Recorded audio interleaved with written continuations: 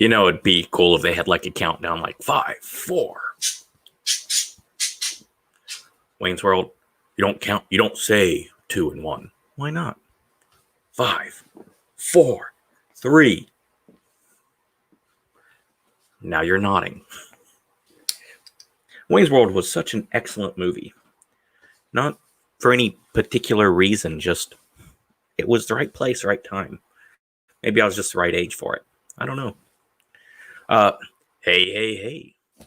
Welcome to Bouquets and Brickbats. I absolutely prefer this name to the previous, the Doc J Show. It was so pretentious and I hated it, but it filled a spot for a time. Now, I sent an invite out on Twitter and Facebook. I don't believe I got any responses. Shocking on a Thursday at midnight. So, again, I very much like this setup, and I do sometimes have a tendency of drinking a bit, and these can go on for a lot longer. Now, I was testing out some new stuff Tuesday. Now, I planned on doing all these Wednesday, right? In my brain, I had a wet Wednesday thought, because booze. But was testing stuff out Monday, maybe Tuesday. So, yeah. I didn't do it Wednesday. I slept instead.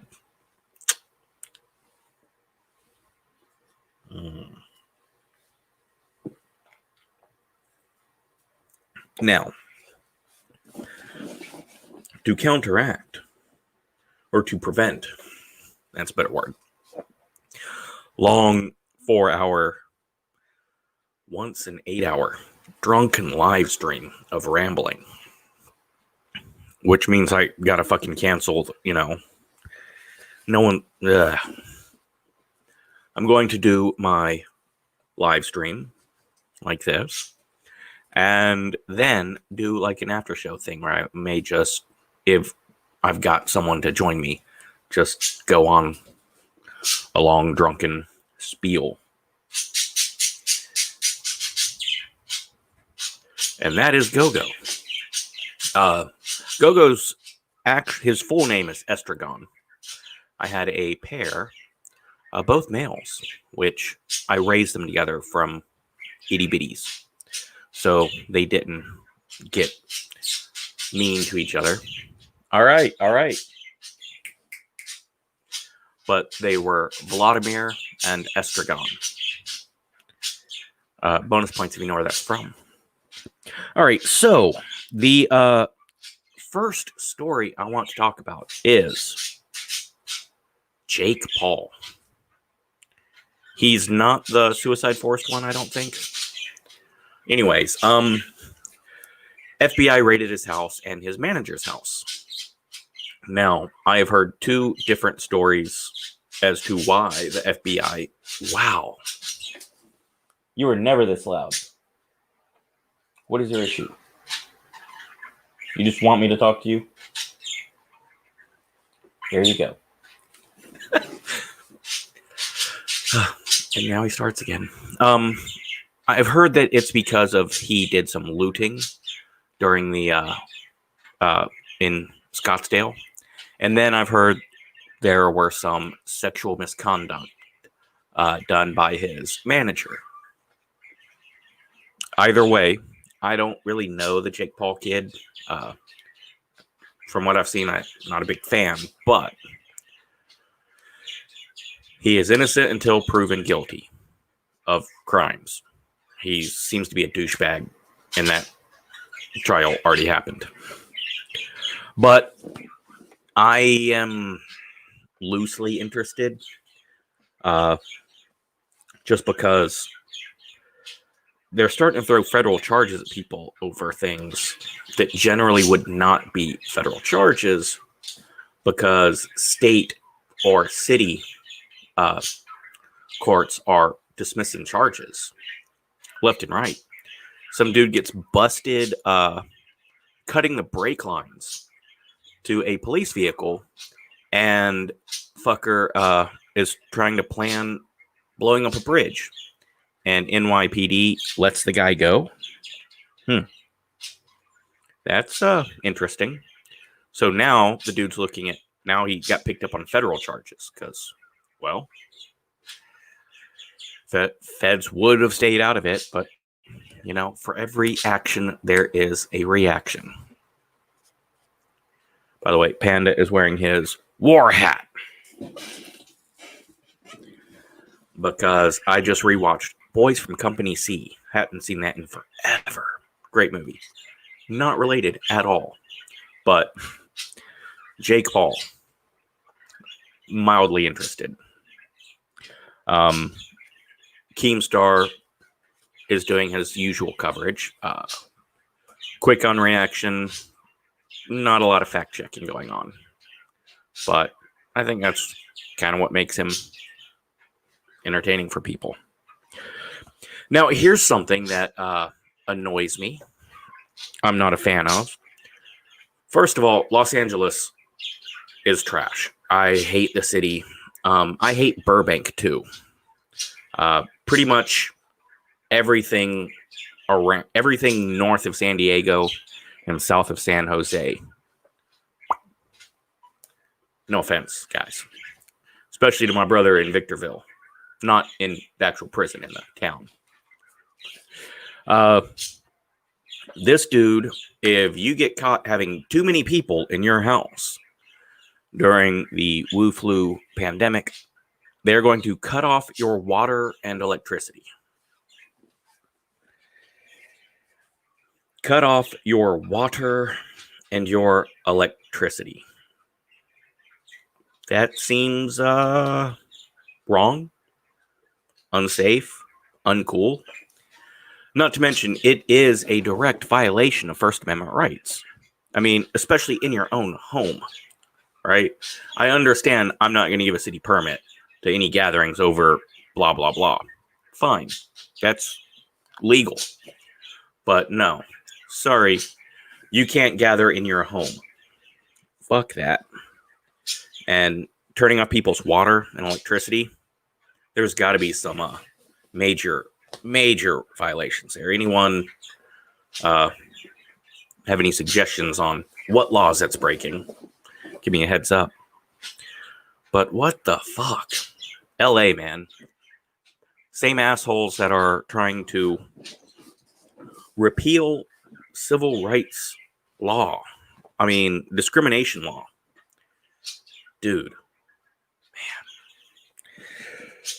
Another mayor who's screwing the pooch is Mayor de Blasio, who just had his health minister resign over his bullshit. Called the wealthy people of New York that are fleeing fair weather friends and is threatening to raise taxes even more. This, of course, coming the day after Cuomo is telling all the wealthy people, please come back to New York, leave the Hamptons, come to New York, I'll buy you a drink. Now, why?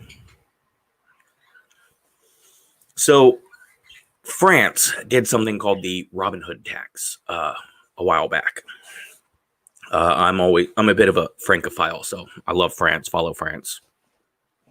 Somewhat seriously, but regularly. They decided that rich people can afford to pay a shit ton more in taxes than the poor people, percentage-wise. Now that sounds reasonable. Like, all right, you want to charge the rich 40 and the poor 10. Cool. Hey, Splatter, invite if you want to join. But fucking when you start 70-80%, the super rich are going to leave. Now, well, who cares? I care. These programs are paid for. with taxes, right? The police, roads, subway. You can get 40% of $1 million, or you can get 0%. Like, you're going to get 70% of nothing. If you push too far, these people will fucking bounce to another place. Gerard Depardieu, possibly the greatest actor alive, is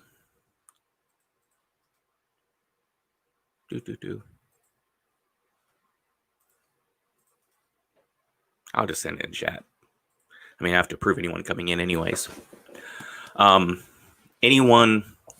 So, dude, Gerard Depardieu takes off and moves to Russia. I'm not giving you 80% of my money. You won't settle for 55%? Boom.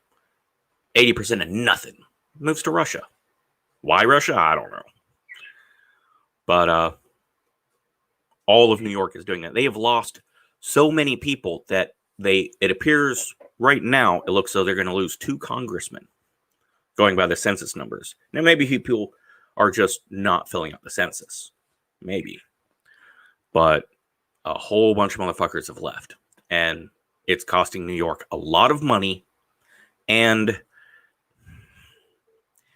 sorry, I know you hate the rich. Eat the rich, man. I love Lemmy and Aerosmith. But, yeah. You kind of need their money. And if they run away, then they're not going to fucking pay.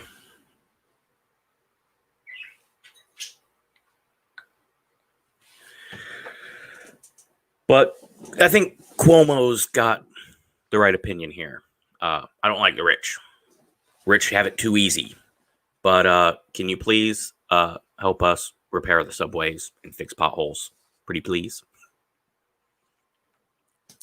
Texas Tech, which is a lovely school that I did not attend, but I spent a lot of time there in Lubbock, Texas. Great place, good hospital, nice campus. They have just fired their head coach for the female basketball team due to Hey. You a Texas Tech fan? Howdy. Me? No. How's it going? I'm more of a, I'm doing all right. I'm more of a Longhorns fan, UT. Oh, yeah, absolutely. Hook 'em horns. Oh, yeah. Texas Tech is firing their female basketball coach, head coach, due to a toxic environment. Too much toxic womaninity or something? I don't know. Femininity? No, it's Here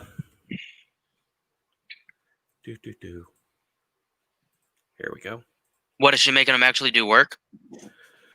So this is the article, but here's the claims from players. They directed players to maintain a heart rate of at least 90% capacity. So, you take your pulse to see how hard you're working. If your heart rate goes below 90%, then you will face extra conditioning or lose playing time. 3 international players on the team the past 2 seasons faced treatment such as being ridiculed, isolated, and threatened. Brazil native Marcelo Lamarck was told that her fitness lagged so far behind teammates that she was dangerous to them. I don't see what that has to do with her being a foreign student, but okay. That seems a little extreme. Yeah. The 6'5" center, Emma Merriweather, said she was admonished by coaches for displaying symptoms of depression. She was allegedly told by assistant coach to snap a rubber band on her wrist when she had a negative thought. Okay. I don't see that as toxic. I see that as probably stupid, but possibly trying to be helpful. Now, here's a big one. 5 players have alleged that the conditioning coach, Petrella, sexually harassed players, made suggestive comments and suggested a therapy technique that involves rubbing groins. Oh. And 3 players said that Stallings retaliated by holding tougher practices after they brought abuse claims to school officials. So that's the list of complaints from the players. This is the coach and one of the players that did not make a claim against her. Oh, okay. Here's the list of demands. Now,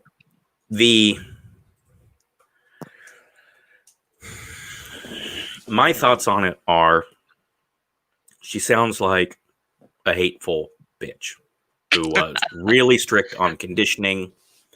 You're going to run laps. You're going to run laps. Sounds like a good, tough coach. Yeah. Now, a good, tough coach is great if they're balanced by the right staff. The right assistant coaches are going to be there to keep them from pushing too far and that sort of thing. Right. The conditioning coach resigned. The head coach was fired. The assistant coach, the one who said snap rubber band when you have negative thoughts, is not fired and did not resign.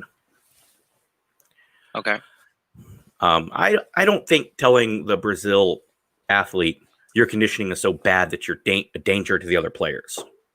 That just sounds like you're being really fucking mean. Yeah. Because they're really out of shape. Got it. The sexual conduct? Fuck yeah. You're gone. You should arrest that person.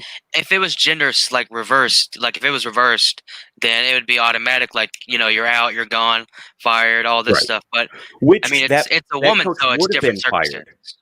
That coach would have been fired, but that coach resigned first. Okay. If she hadn't resigned, if it was the roles had been switched, then yeah, she would have been fired immediately. Yeah, and charges. Look what they did to Joe Paterno. It doesn't matter if it was a man or a woman. It's not right. Right. So, Stallings being fired, if it's not going to fit the what the school wants, fine. But just sounds like it was really tough on conditioning. If she's got a nice, nurturing assistant coach to balance things out, be a great setup. Right. That's why one of the big reasons why Bill Belichick, Patriots coach, why all of his assistants and prodigies don't go on to be super successful is because they work so well with him because he is an unrepentant asshole and vicious to players. But he gets these really good assistant coaches who are kind and nurturing and won't break skulls. So they balance perfectly. Well, I feel like we could go on. Well, I feel like we can have. Damn. Sorry. Go ahead. Oh, sorry. Just when these guys go on to get their own teams, they don't have the kick-ass mentality that Bill did.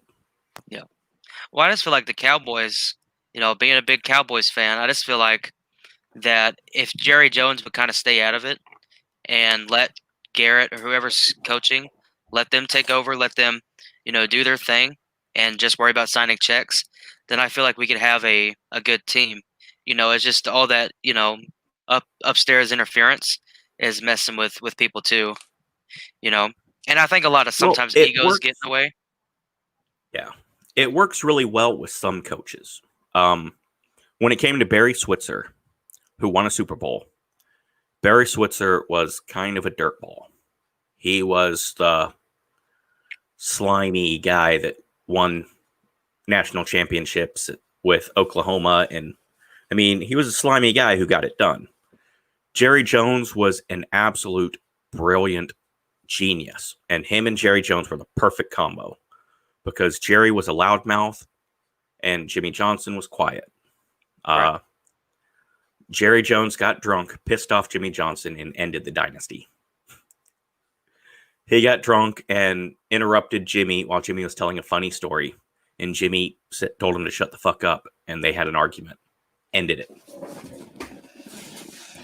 it. Jason Garrett, the reason why he worked as well as he did is because he's meek and mild. And he lets Jerry do what he does, and then he does the best he can with what Jerry gives him. Yeah.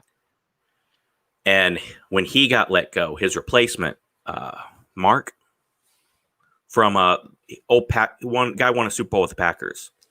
He's coming in, and he's the same kind of coach as Jason Garrett, only he's a little better of a coach.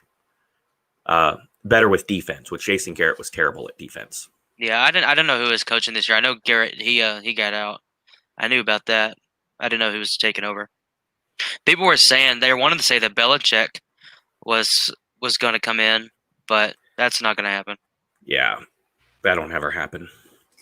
I am glad you brought up the Cowboys though, because shockingly, they are the next topic. Now, Cowboys generally don't get political. They don't really speak out on that sort of stuff. Okay, my 2 cents. Those Texas Tech players, spot on. I agree completely.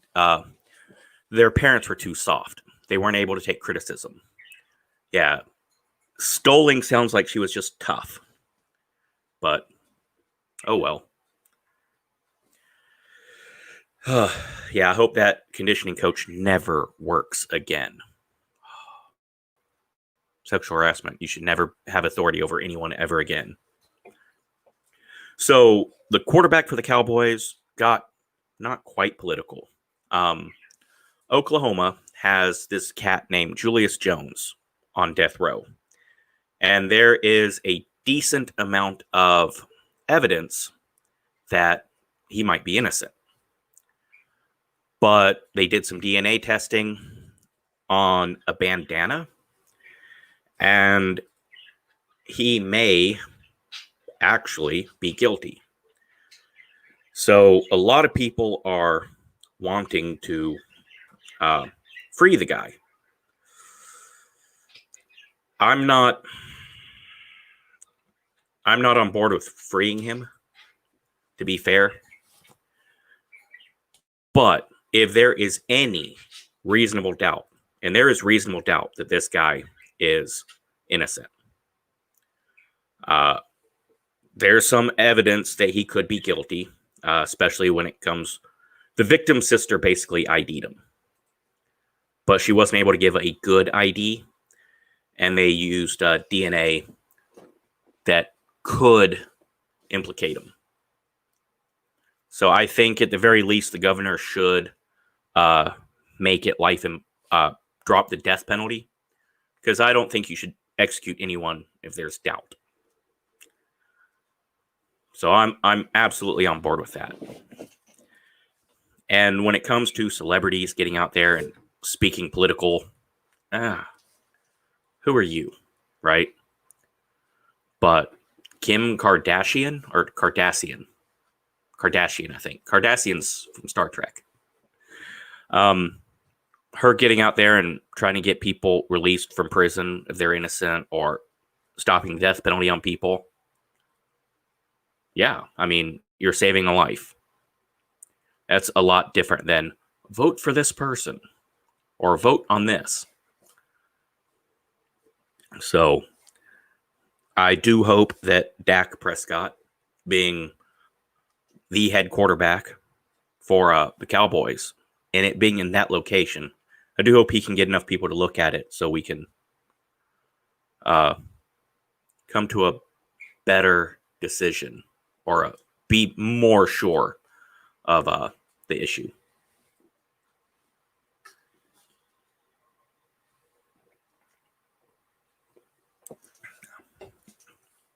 My 2 cents, you are absolutely more than welcome to join in on live stream if you would like. The invite should already be up on the thing, but if not, I can resend it.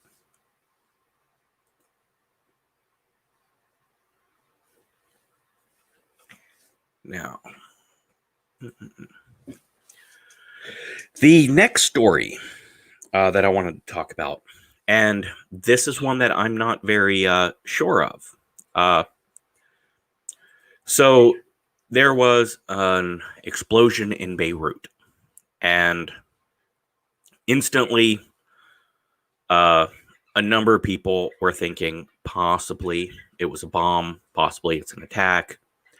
It was a ship. I mean, Lebanon has some issues, and Beirut as well. The government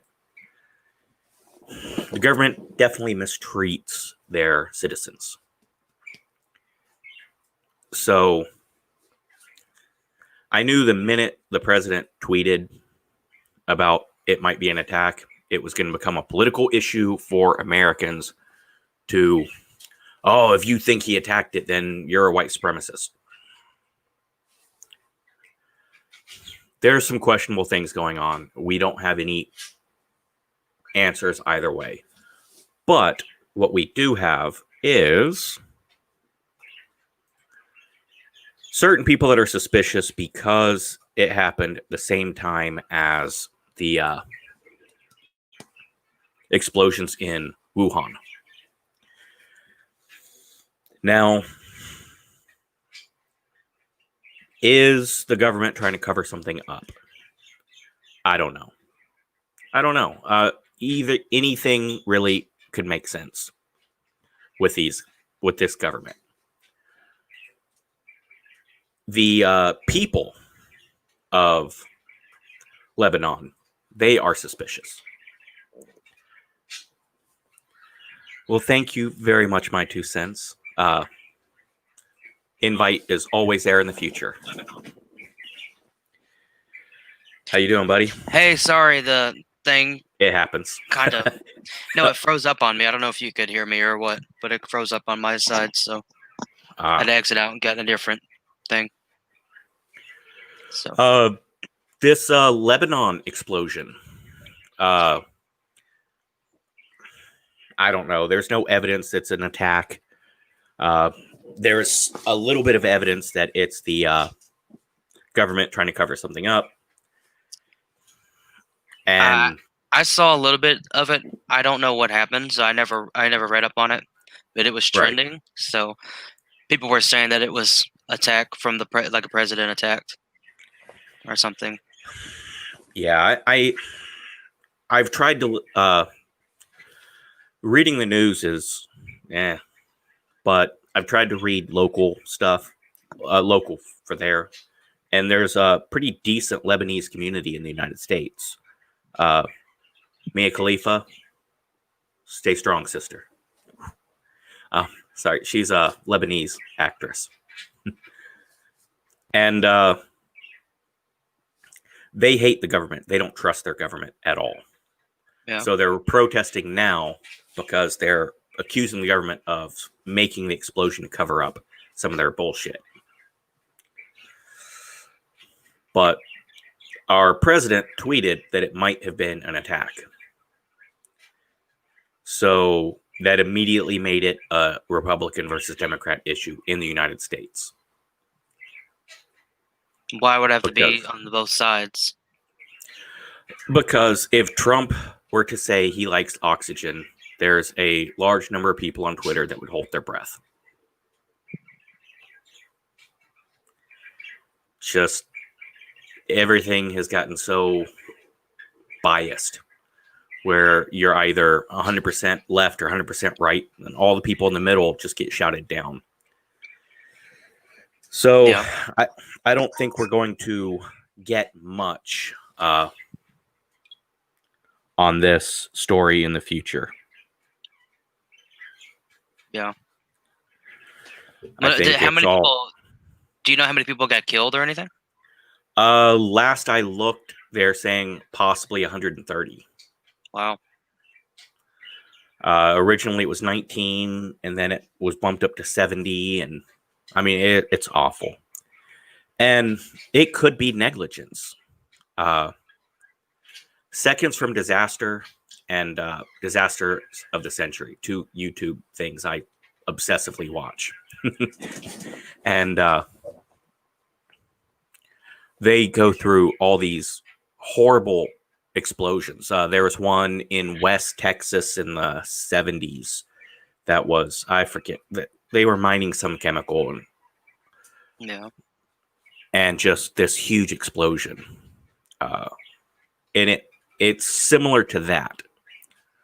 But the cause of it is so easy to just, I mean, if you got a giant amount of sulfur and someone's got water, they can make that explosion, right? Timothy McVeigh used cow shit, bleach, and a few other household agents to do all that damage in OKC. I mean, no, I shit wasn't born happens. around that time, so I mean, I couldn't tell you Right. what happened. I do remember, and it's not. I would say it's big. It is a big deal, but I remember the Boston bombing. How big a deal that Yes. was. And did you hear about the guy? Like, he's not going to get the death penalty, or Right. get killed. That's interesting.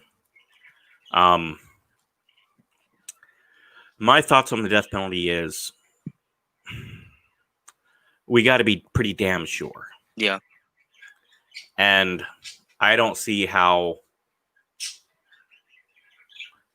I mean, it's obvious. It's very damn convincing, and that he did it. I understand.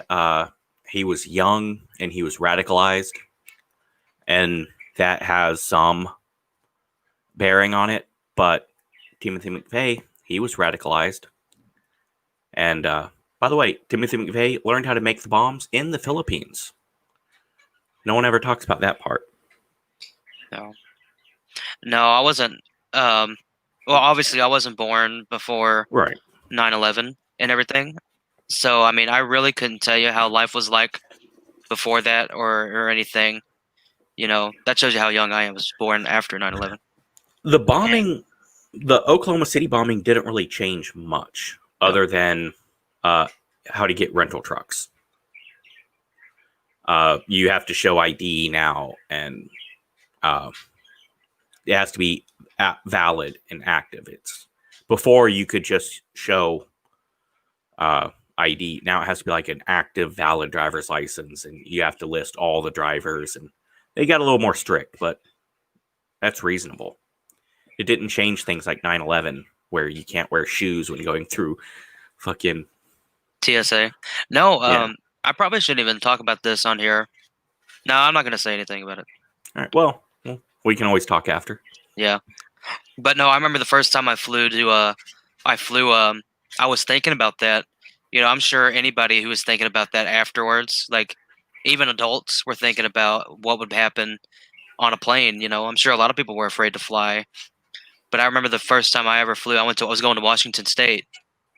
And Love Washington State. yeah, it's beautiful. It sucks that it was rainy every day I was there. It was Washington State. Yeah. 270 days a year it rains. Yeah. I think only one day it was really nice outside, but we went through there's this like really big bridge, green bridge. It's not in Seattle, but that's where we flew to. We flew to Seattle. But SeaTac really Airport. Yeah, really beautiful area outside of it. Anyway, I was flying and I was like, you know, I don't know what would happen. And I was maybe about 10 years old at the time. And I was like, oh, I don't know, man. Because I was just thinking about that in my head. I was like, is it going to be another 9/11? Are we going to crash the damn plane? That's what I was afraid of. Thankfully, obviously that didn't happen. But no, it was scary, man. And you know, I was just thinking about that the whole fly. I mean, there was nobody on there that seemed bad or anything. Nobody was kind of stood out. But you get to think it could be anybody would do that. Anybody could go crazy now. But that was on Alaska. It wasn't on American Airlines. Alaskan Airlines is pretty. I've always had good times with them. I have a very close friend, and I'm not going to say your name. Don't worry. Who has a important job at JetBlue. Yeah. Your airline kind of sucks, dude. No offense. I mean, that one steward stewardess for females. Steward for males? That doesn't sound right. Stewarder? That sounds worse. Stewarder. I guess it is steward. But the I male guess. stewardess. Yeah, there we go. That's better. Yeah, male stewardess. He quit. He filmed it. And he was like, fuck all of you. Fuck this place. I pulled the emergency thing. Now, the plane had already landed. Oh, okay. Pulled the emergency thing and slid down the ramp. Oh, Well, that's good, man. I mean, that's fantastic. They charged him with a felony. Yeah, you're not supposed to do that, are you? Yeah, which, I mean, a felony? Really? How many years in That prison seemed a did he bit get? much. Do you know I how don't many think he years did prison, but I don't think he actually went to prison. I think he's just banned from flying for like ever. Oh God, what an idiot! Yeah, that's kind of like crappy. He's gonna have to drive to Canada to fly out. Yeah, that kind of sucks. But no, I remember the first time I flew, and everything, and I was scared, you know. But yeah, thankfully nothing bad happened or anything. But yeah, first time I ever went to Seattle, and that was cool. It was a neat experience going there. Yeah, I was young, so we couldn't do hardly much. But we went to the Space Needle our first day. When Chuck checked out the Space Needle, almost fell off the rail. Yeah. Oh, we're gonna go to Seattle. I like the Space Needle. Did you go to the top and try to eat at the restaurant? No, it was. I wasn't say it was past lunch hours. We didn't go eat there. No, we went to Red Robin's. Oh man, unlimited fries. I used to eat at the one in Tacoma all the time. But yeah, it's like 20. It was $20 for a burger at the top of the Space Needle. Jesus. 10 years ago. So I can imagine what it's like now. That was 2013, I think. I was there then. 2013, really? I might have missed you. No, I would have been about 45 minutes south of you. Yeah. Well, not even that. Probably about 30. Oh, I'm kind of getting off on something else. We go back, but yesterday I was at work, and yesterday I'm checking somebody out, putting their stuff in the bag, right? And I look up, and there's this guy. He's about 6'6", and skinny and everything. And I looked at him, and he looks like Michael Phelps. He looks exactly like Michael Phelps. And the guy who was in front of him kept turning around. He's like, he leaned over, and he's like, dude, I think that's Michael Phelps. And I'm like, yeah. I looked at it too. He turned around and goes, you know who you look like? He goes, who? He goes, Michael Phelps. And he's like, yeah, I get that a lot. And so for the next 5 minutes, the guy was like, oh my gosh, he said, if you were really him, I would have said, oh, it's nice to meet you, man. I'm like, why would Michael Phelps be doing it in a little small town of nowhere in Texas? But yeah, he looked exactly like Michael Phelps.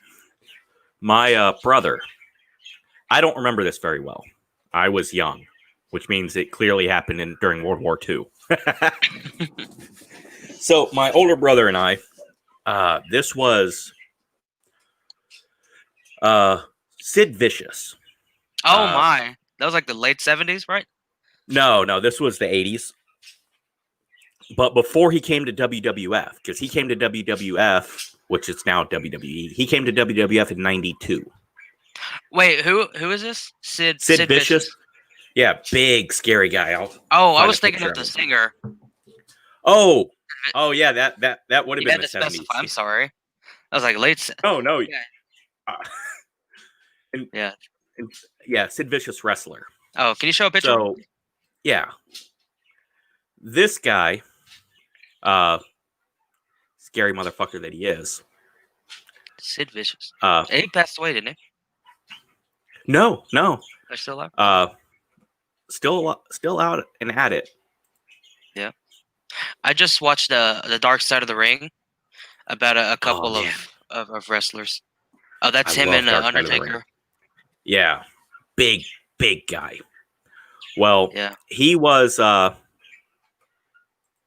still with WCW when nobody knew who they were.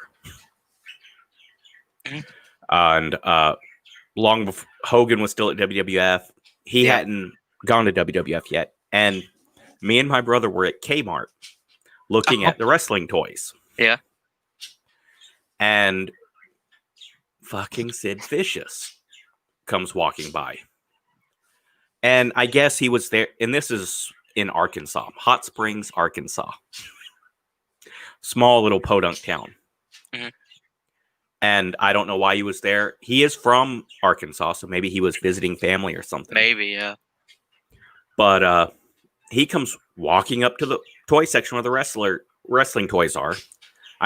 It turns out he's like a super amazing guy, super nice. And if he just walks by, sees someone in the wrestling section, he's like, "Here's my toy. I'll sign that for you." Really? Yeah. That's so great, he's man. like, "Hey, do you recognize me?" And my brother's like, "Yes, you're on the channel such and such." He's like, "Yeah." Shakes our hands and everything, and gets the action figure and signs it and everything. And me, young as me, And you opened it, didn't you? no, I said, "I don't know you. Oh, you're on that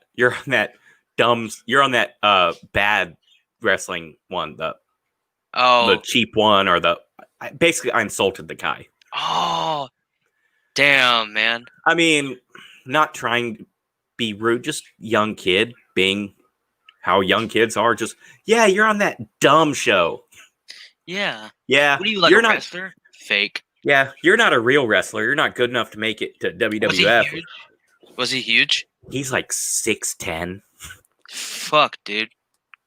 Yeah, He's I huge. mean, and my brother's got a very vivid memory of meeting Sid Vicious. I remember the big guy, and I remember my brother he didn't punch me, but he hit me in the ribs, like, "Shut up."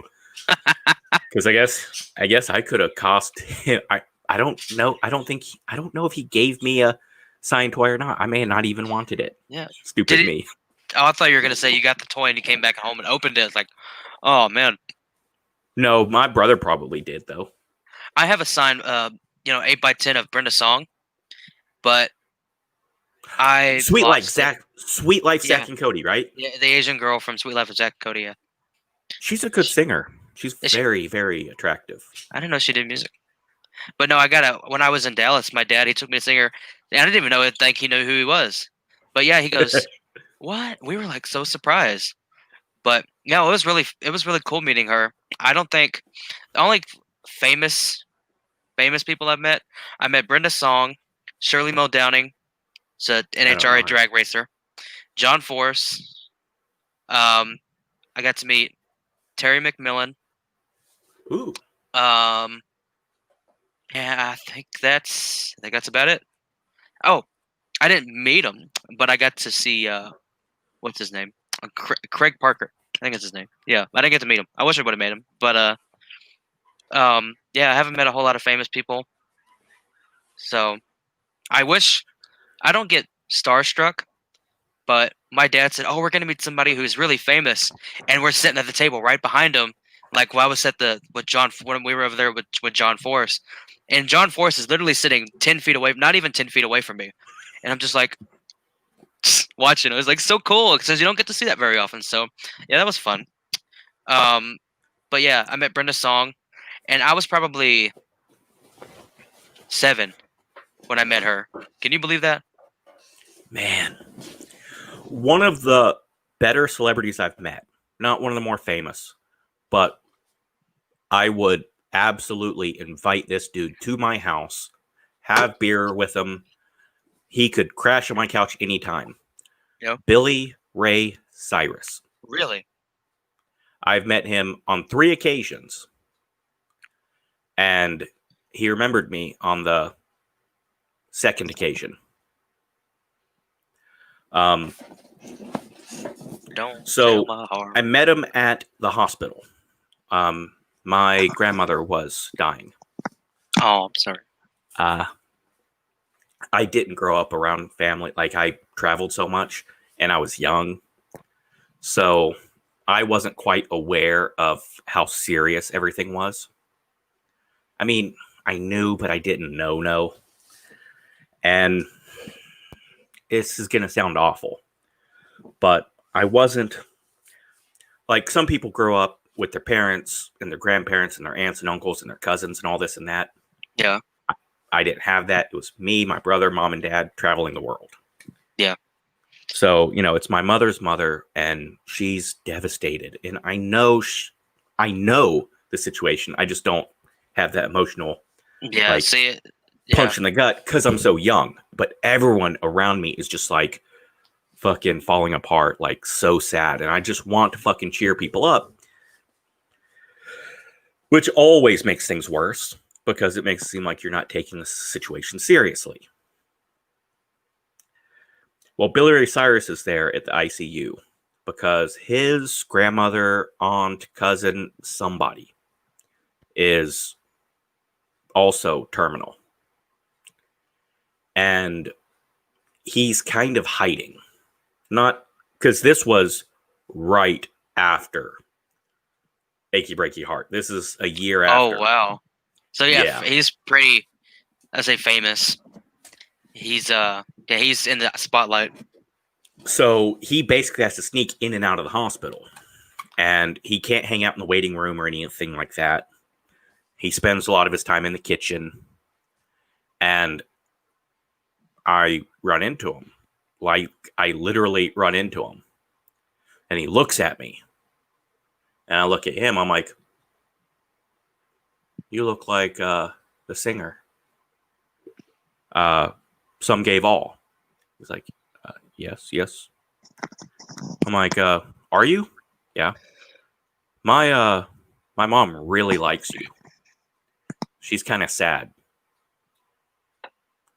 Would it be okay for you to say hi? And that motherfucker gave hugs and just showered love on my parents. And Really? he was so unbelievably kind and an absolute gentleman, polite, super sweet. And you would never think he was that famous. Yeah. Then I saw him many years later. There's a big famous country music venue, the Barn Dance, Renfro Valley Barn Dance. It's like second to the Grand Ole Opry back then. Yeah. I don't think it still exists. I don't know that the Grand Ole Opry still exists. I don't know. Yeah, it does. It does. But It's not as popular. Like nobody's playing at the Grand Ole Opry. I think the only person I've heard recently that went and performed there was a kid named Mason Ramsey. You know, the Walmart kid. I think he oh, performed at the Grand Ole Opry. he is such a sweet kid from all the interviews I've seen. Yeah, he's really young. You know, but I just hold this whole fame because for somebody of that young getting famous, I just hope it doesn't go to his head and he doesn't become a fucking asshole. Because I would like to meet him too, but he's like 12 years old, dude. Can you believe that? Man. He's not like 12. He's like older than that, but he's pretty young. But he was staying at the hotel, and I was working there, not at the hotel, at the venue. Yeah. So I had to bring him his food and water and whatnot, check in on him. Yeah. And he would not drink anything or let his two kids drink anything if the bottle was not sealed.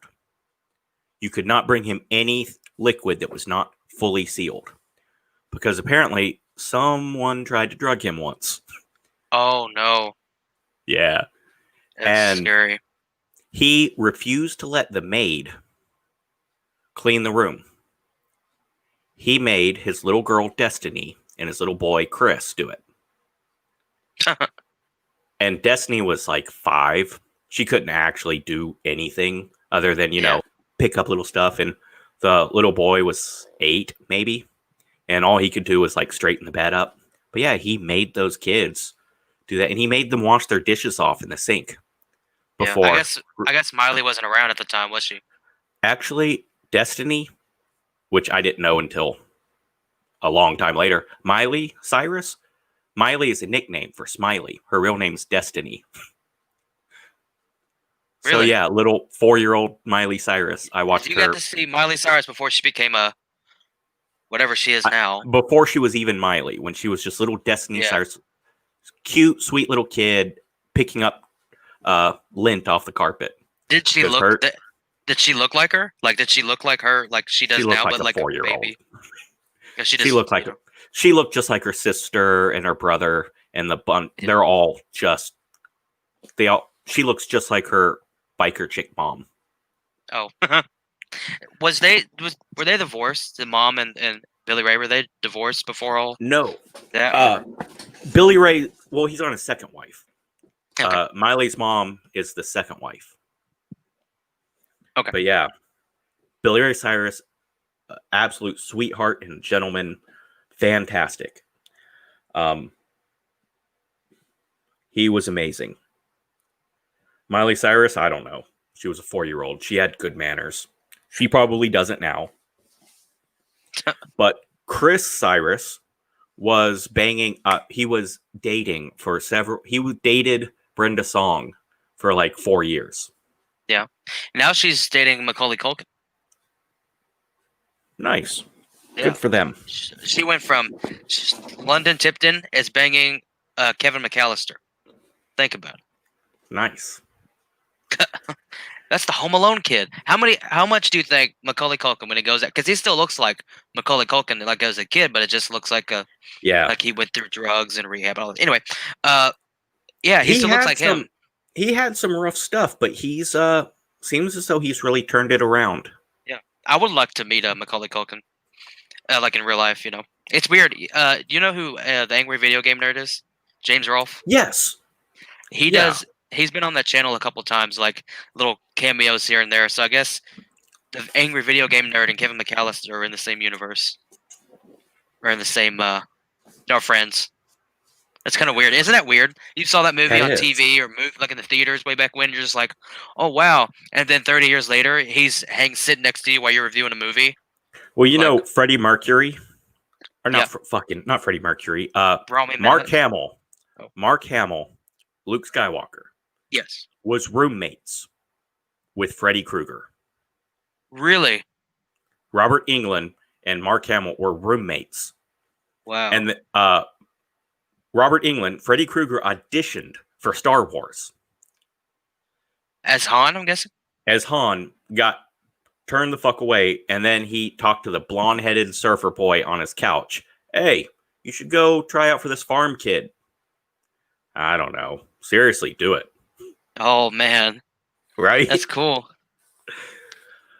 So, I hated the name, The Doc J Show. Hated it. Yeah. It was just a filler. I'm really liking Bouquets and Brickbats. But I keep getting the same thing. What the fuck is it? But I think it flows good. So bouquets are, flowers that you give. Yeah. Brickbat is an old term from the 1870s, 1880s, which is when you pick up a brick and you use it as something to beat someone over the head with or to break glass during a riot. So like good and evil or something? Right. Like compliments and insults, right? Yeah. But I like the way they flow, and I've never heard bouquets and brickbats in any format like this. Yeah. I like it, but we'll see. I was thinking about doing a live thing, podcast deal.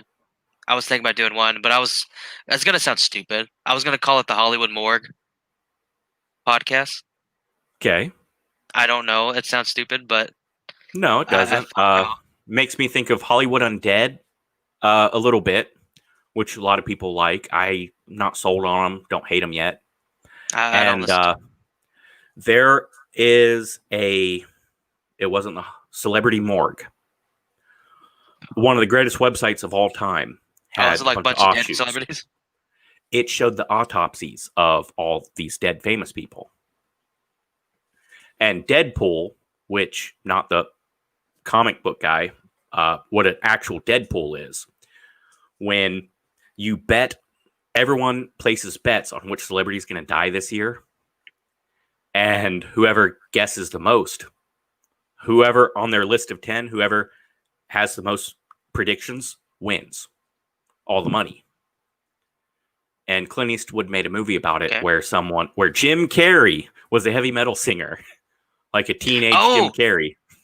Yeah. Yeah, it was wasn't it like a Dirty Harry movie? Or Yeah. It was exactly. What? Yes. And the movie was called Deadpool because it was about someone cheating to win the Deadpool. And that's where the comic book character comes from. I'll have to look that up. His name came from that. Yeah. Cool stuff. But no, I wanted to call it the Hollywood Morgue. Splattervision, Hollywood TV movies. I don't know. No, I like it. Somebody's going to steal that. Fuck you guys. Nobody's watching. But yeah. It was said here on this day, this time. It's live, so if you take it, screw it. Who cares? But yeah, my loose plan is do this once a week. Just discuss. I believe the description says news, culture, and booze. And then I got news and booze scrolling. It looks like it said news. I thought it said news and boobs. News and boobs on here. I don't know. Nice. When I first read it, that's what I thought it said at first. I may want to. Is there a way where you can put like a bulletin under there, like now interview with Splattervision or something, or did you just? Is it just? I don't know. Can you change it? Yeah. You got to play with. I'll have to. Yeah, I just don't do the. Haven't done a live stream yet. I'll have to do it. Would you be on my live stream if I did one? Absolutely. I might get a video creep on there. Maybe Hobbs. See, I formally invited him on to join me on one, and I linked him in the description. But yeah, I wanted to do a weekly one, and Clicks, who you met last time, actual name. Really? Last name or first? Yeah, last. Okay. We were gonna do. I was thinking beans and bourbon because he's Bostonian, Beantown, but I don't know. It would make it even better if he was Mexican. Oh yeah. I'm sorry. People at work. I know I don't look. I look white on here, but I have darker complexion in real life. One of the girls at work says, "Are you?" She goes, "I thought you were Mexican." We were talking about race, and I was like, "I thought you were Mexican." I was like, "No, I'm as white as they come." And she goes, "Well, you can pull it off." I'm like, "No, I can't. I can't pull off being Mexican." When I worked for the U.S. Census Bureau in 2010, people got really offended because Hispanic counts as white. Oh. Yeah. Now, that's not my opinion. That is Barack Obama's opinion. He was the motherfucker running it, not me. All right? Barack Obama decided, and I don't know if it's this way in 2000, but in 2010, Barack Obama had Mexicans counted as white. Racist. Obama's a racist? It was white with Hispanic heritage. Okay.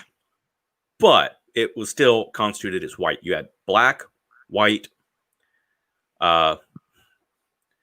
Chinese, Asian. You had Native Indian, and Asian. So you would get these Indians, and they're like, okay, and what tribe are you from? Motherfucker, I'm not part of a tribe. I left India to escape the caste system. No, I'm sorry. No, you're not Indian. You're Asian. Excuse me? I'm sorry, sir. I have to classify you as this. Could you imagine looking on there and it says Asian on the census or on the thing, and they're like, terrible job. Hated it. They're over there looking at him in an interview. They're like, call the police or something. I don't know.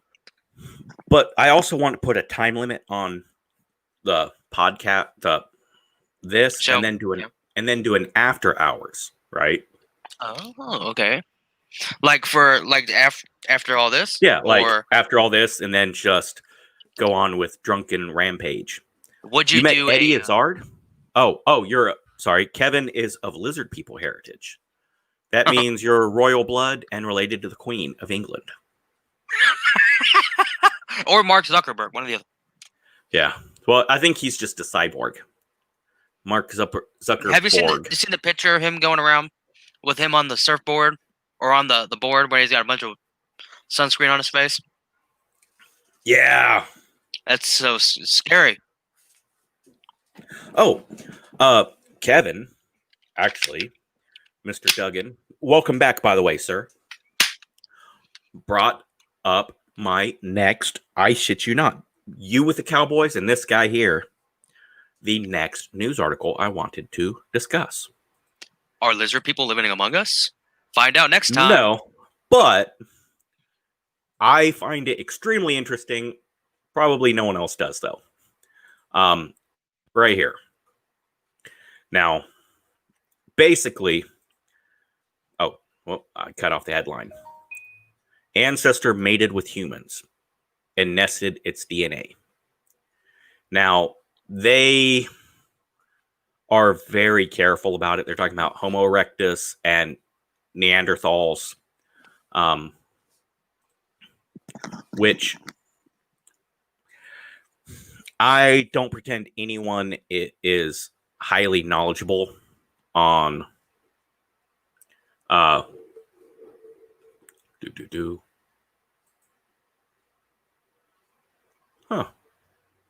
That's different. Where do I guess I have to open it up. Still learning.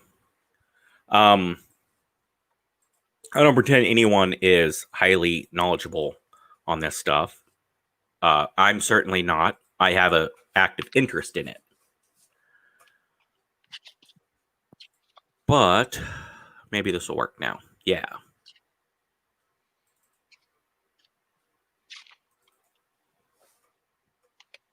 What is this? Damn it. All right. I'm learning. Was that hint? Probably not from that one. All right. Boom. Now,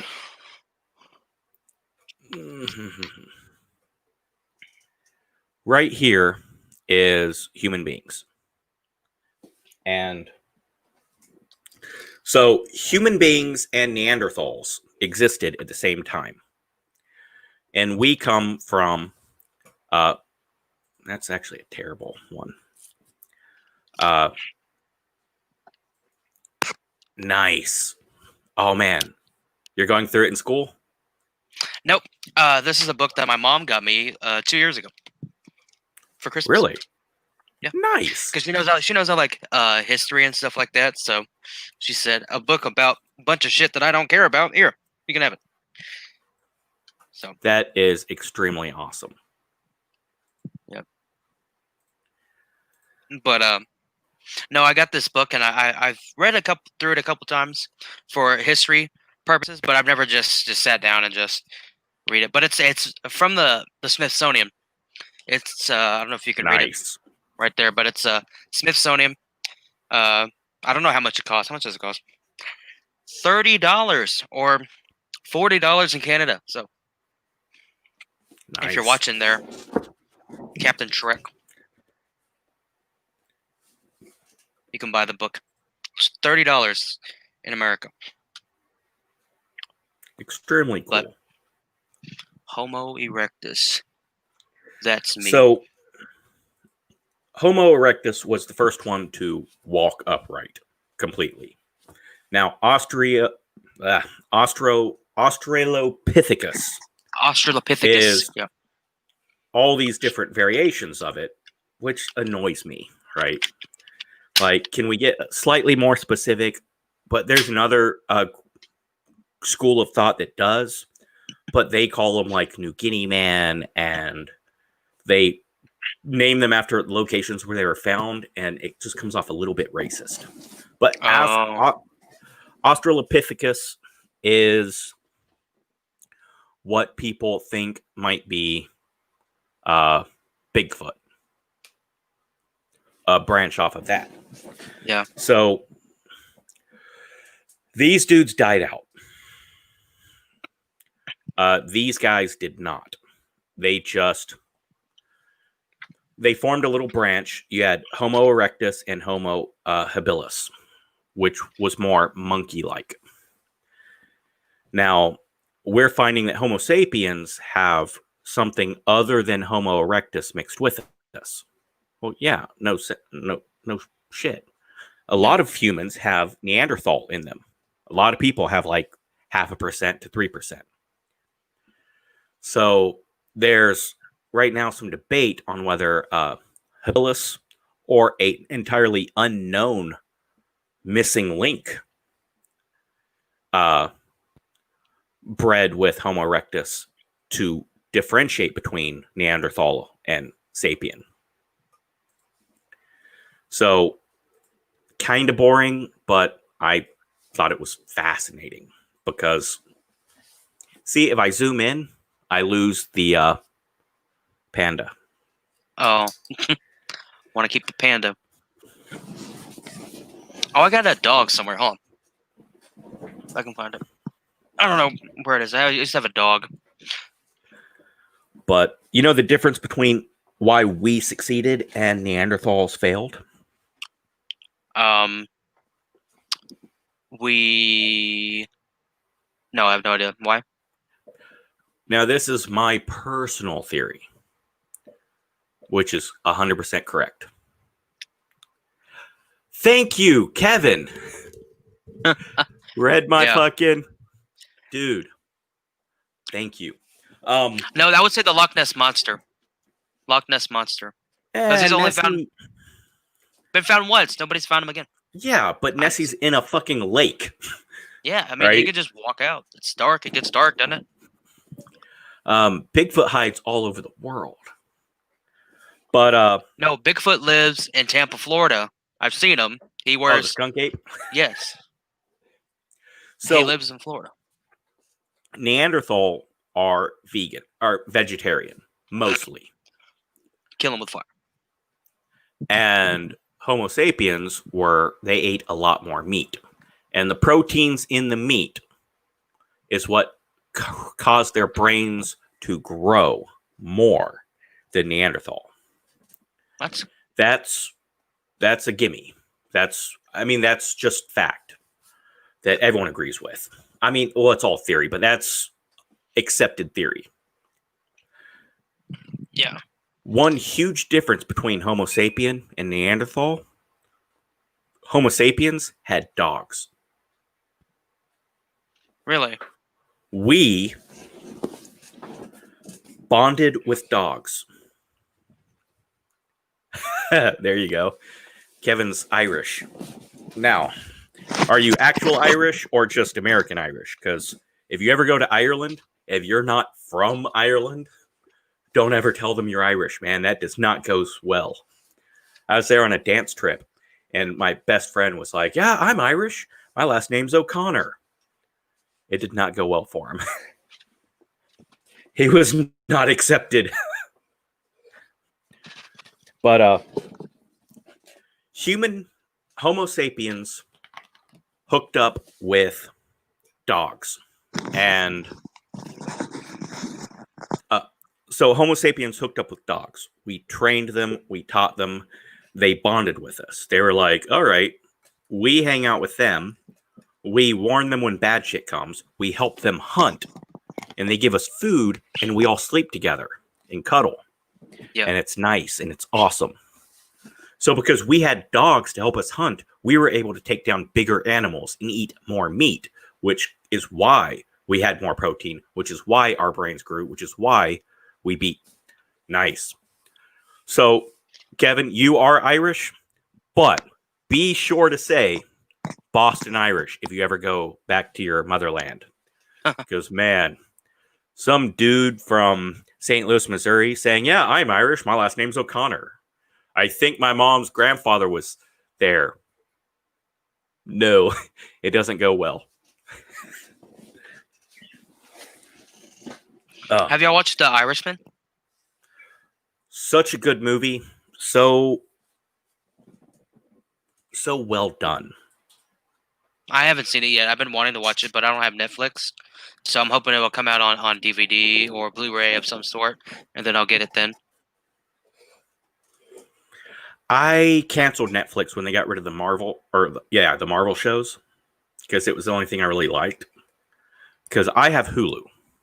Oh, I do too. And I love Hulu, and I have Amazon, because Amazon pays for itself. If you order 10 items a year, having free shipping with Prime, you done paid for the fucking channel. Yeah. So I should, once I get a better job, I'll probably get Prime. Because Amazon Prime is about $90 a year. Yeah. And if you order stuff online, it pays for itself. Yeah. Don't buy stuff from Wish. You ever bought anything from Wish? My oldest daughter always did. The quality seemed low, and there was never anything they had that I wanted. But apparently it's changed a lot over the last 5 years. And then the quality's improved, and it still has really good prices. I got my ring. I got several rings from Wish, but I got this ring from Wish, and I got a microphone. I got another microphone. Not another one. I got a microphone from Wish, and I got it today actually. But I ordered that in February, and I just now got it. It's August, so that tells you anything. Yeah, if you need something in a hurry, don't buy it from Wish. I'm still getting a Predator ring from the Predator. Everything's really slowed down with Amazon as well. Yeah. I ordered masks for my mother through Nine Line Apparel. It's military owned. It's police. Yeah, military stuff like that. Yeah. Yeah, private. And this is one of them. And they sent an apology email for it because it got delayed by 2 weeks. And then they cut it in half. They cut the price in half, which I didn't ask them to. And, it wasn't expensive, and it's for a good cause. Yeah. So I'm going to use them a bit. Most of my t-shirts all come from $6shirts.com. I was just on that website the other day looking for school clothes, and really good quality stuff.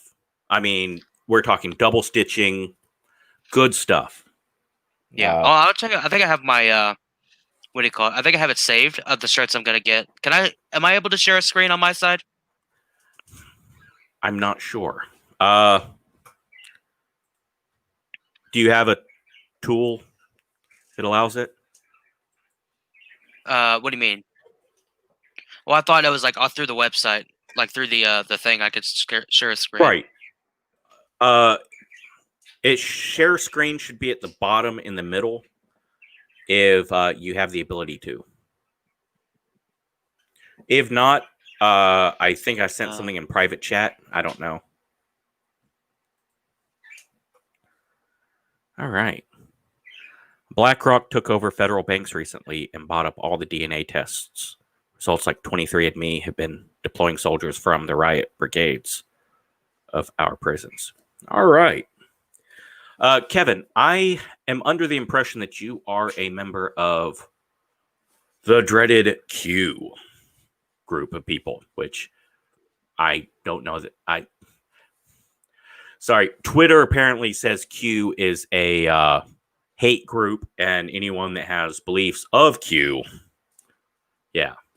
What does that mean? But yeah, you definitely strike me as a Q guy.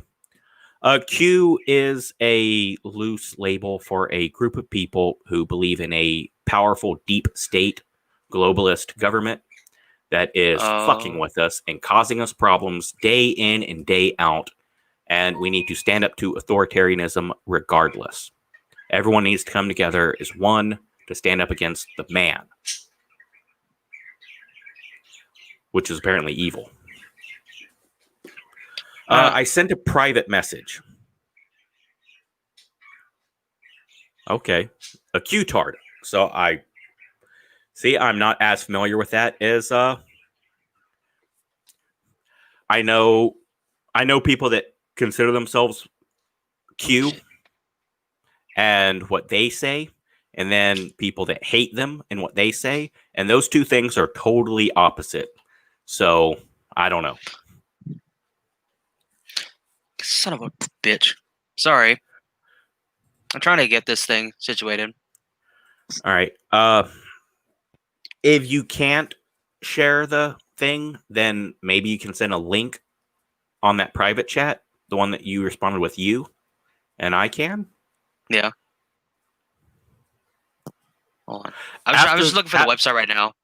Okay. After we finish this, if you're interested, maybe you could do a live stream, and I can join you, and so you can play with it. Okay. Yeah. That way, you'll be in charge of everything. Yeah. But if while we're talking about sharing stuff, nope, that's number 9. Still on number 8. I try to do 10 things to talk about, and then I try to pick a time limit, which loosely is 2 hours. I don't know. Do you think 2 hours is too much, too little? No, I don't think it's too little. I think it's good enough time to get if you want to get certain subjects in there. I feel like it could drag if Right. If there's a lot of information needs to be told, or you need to say you have a lot you want to say Right about certain things. It's one big reason why I like to share why I like to share the screen, just so it can people can see the articles and be like, okay, that's what he read, that's what he's sharing. I can go there. Trump gave federal reserves to the BlackRock in January.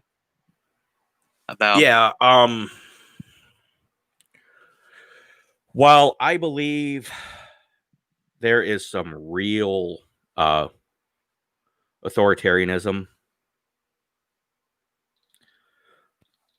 I think this particular president is far less globalist than the previous 4 presidents. So that's a yes for Trump. Now there's plenty of no's for Trump, but globalism, he seems to be going against, which I'm a fan of. Man, Kevin, I really would love to just get you in a conversation sometime, because you have very different school of thought than I do, I think.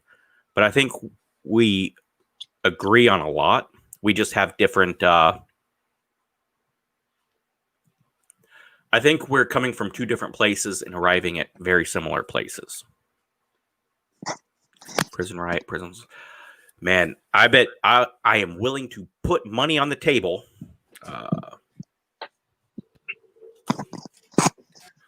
Money on the table. Yeah, bunch of ones. That you are with me. Yeah, but it goes on the table, so I'm willing to bet that you agree with me on private prisons. And anytime you give an incentive to keep people in prison, a monetary incentive to keep a motherfucker in prison, then they're going to keep people in prison. I don't want corporations imprisoning people. I don't want businesses imprisoning people. I'm not a big fan of the government imprisoning people, but I know it has to happen.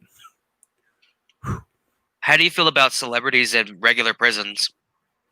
Like, I'm just talking, let's say Jeffrey Epstein was in San Quentin. I'll say this. He's just one of the regular inmates. Robert Downey Jr. I fucking adore him as a human being before he came into the MCU. After coming into the MCU, he's been a lot more careful about what he says, and he stays quiet on a lot of stuff. Yeah. But before he was in the MCU, he went to prison for a long time Yeah, I know. for a celebrity. Yeah. Well, they offered to put him in solitary, and he had chances to do this and that, and he was like, "No, nope. You got to put me in with everyone else. You got to make this bad. You got to make me a dirty, bad criminal. If you fucking treat me like a celebrity, I'm never going to learn. I'm never going to get clean. I'm never going to get better. You got to you got to throw me in with everyone else." I got some love for that. Dude's got integrity. I think he would be one of the people I would like to, if I ever got to sit down and talk with somebody, I think he would be one of those people because he's been through all of it. I mean, he went through, in the 80s and 90s with all those type of movies, and even his adult career after that. Yeah. Like he did Zodiac, which he was good in Zodiac, Yeah. and Kiss Kiss Bang Bang. Kiss Kiss Bang Bang. I talked about that in my previous live stream. Yeah, he he's a talented actor, but before he was just getting into the bad stuff, and it sucks that it's a sad truth and everything. And a lot of these actors, a lot of these fantastic actors, really go off the deep end. They let the Hollywood and stuff get to their head. I would say that's like Corey Haim and Feldman. Yeah, Corey Haim and Corey Feldman. I'll say this about Robert Downey Jr. He is a very serious Republican working in the MCU with some very anti-Republican people. Yeah. And he gets along with everybody perfectly well. He never, ever talks about his political ideology. It's been talked about for him. And he always says, hey, there's a big fiasco a couple years ago. This Indian British journalist was like, so you said this quote about being a Republican. And he said, hey, no, stop. I'm here to talk about a movie. Yeah. Are we going to do that? Or do I need to go? Oh, I think I just think that he goes, okay, have a great day. Lovely to meet you. Please get better at your job. And walked out.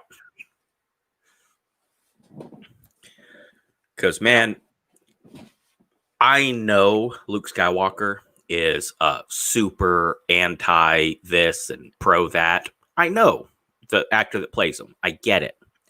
And, if you want to speak out and say, hey, global warming is a serious issue for me. I wish that you would consider recycling more. Cool. Yeah. Justice, racial disparity is an important issue to me. I wish you would consider supporting more Black businesses. Yes, absolutely. Yeah. But when you are calling a 6-year-old child a fucking Nazi because your grandfather's a Nazi, and insulting Donald Trump's 6-year-old grandkid for wearing a fucking Star Wars Halloween costume, you lost the point, brother. Like, no. Oh, did you hear about all that crap about them taking out the stormtrooper costumes for Halloween? Did you hear about all that? Because they represented like Nazis. Because you got Darth Vader, who's they represent Nazis. That's why they're called stormtroopers, and that's why they're the fucking bad guys. But I don't. When I think of that, I think of Darth Vader and stormtroopers. I'm not thinking, wow, they white guys. They like Nazis and all this shit. I'm thinking about Star Wars, man. I'm not thinking about fucking Nazis. They're just trying to blow it out of proportion. And if a little kid's wearing a stormtrooper costume, he's a Nazi. That's retarded. The reason why they were called stormtroopers is because they were supposed to represent Nazis. That's why they wear fucking costumes. And then, as the story progressed, as George Lucas expanded, Han Solo was a stormtrooper. Believe it or not. Before Disney took over, right? Yeah. Stormtroopers were evil, but inside the costumes were good people who were forced into it, or they had no choice, or they didn't know better, right? Yeah, or That's why they lost the chance with Finn. They could have told an amazing story about someone who was doing evil things out of for the wrong reasons. I mean, you could have fucking taken that as an allegory for so many things to just it would have followed the same path on a different level of Darth Vader. Yeah, but it's such a good they fucking ruined any chances. Well, I don't understand. It's like they say, yeah, the stormtroopers resemble Nazis, but when you have a black stormtrooper, Right. how is that gonna like? Oh, all the stormtroopers wear white costumes. If Finn never took off the costume, or if he was something else, then it would have made more sense. Nazis from history is a mistake because we are doing, man, we can learn from all of this shit. And yes, Kevin, I agree. Sending in your DNA willingly, yeah, you can and you should be able to. But I very, very, very much think people need to realize when you send your DNA out there, you are giving that to the man, the big government, this and that. Yeah. All right. So number 8 on my list. And number 15. And this is going to go for both of you. Now, I don't watch the YouTube stream. I only watch the StreamYard stream. Yeah. On comments, so I might be behind on reading you, Kevin. No, I'm seeing it right now. I'm seeing it in real time. Suggestions for not just for the live stream, but I very much would like that. Videos on the channel. I have a real habit of bouncing around on topics. And I have 4 videos in the wings right now. And one, I'm probably going to delete it because there was a drama situation among the paleontology community. Yeah. Where people were fighting because wokeness. They were like, get your fucking politics out of my hobby. I don't want a raptor with an Antifa shirt. I just want to talk about dinosaurs. How about fuck off, asshole? Let's talk about dinosaurs. Hey. And what does it matter if you're a Trump supporter and you're a Hillary supporter or Biden, whoever the hell ever? Right. It doesn't matter if you both love something that has to do with history and dinosaurs and bones and shit like that. Talk about that. Don't talk about politics. This gentleman made a 2-hour fucking live stream about the subject. And I was like, man, I want to weigh in on that. I want to talk to people. So I contacted one of the people he was complaining about. And this guy very politely said, fuck off. I know, I looked at your Twitter. I know what kind of person you are, and I know what you're going to say. Oh, okay. Really? That's fair. Because when I came across a situation, someone being super woke, trying to talk about politics when it comes to this subject, I react very defensively because I'm fucking fed up with trying to talk about football or watch a fucking basketball game and having politics shoved down my throat. Yeah. Or have a lie basically on the court because it's a lie. Black Lives Matter movement's a lie. Or what they're trying to represent is a lie. So I did interact with the person, but not in private messages. He would only interact with me on public Twitter feeds. And man, me and him agree about 60% of the way. the super woke guy that was shoving politics into dinosaurs. And the guy that was complaining about it, me and him agree about 65, 70% of the way on keep politics out of dinosaurs. Because it wasn't about, yes, if I want to fucking go to a museum and see a lecture on paleontology, I don't want fucking Antifa involved. I don't want you to talk about racism because we're talking about fucking dinosaurs. Shut the fuck up. That being said, if that same museum wants to give a lecture beforehand or afterwards that is separate, that wants to address the racism involved in how these discoveries were made, that sounds very interesting. That sounds like a very good thing where people can discuss. We got all these wonderful things, but the people that did that, they did so by being kind of racist or offensive and doing bad things. And it creates an open discussion of, yes, we learned all these great things and we should value those. But you shouldn't be racist.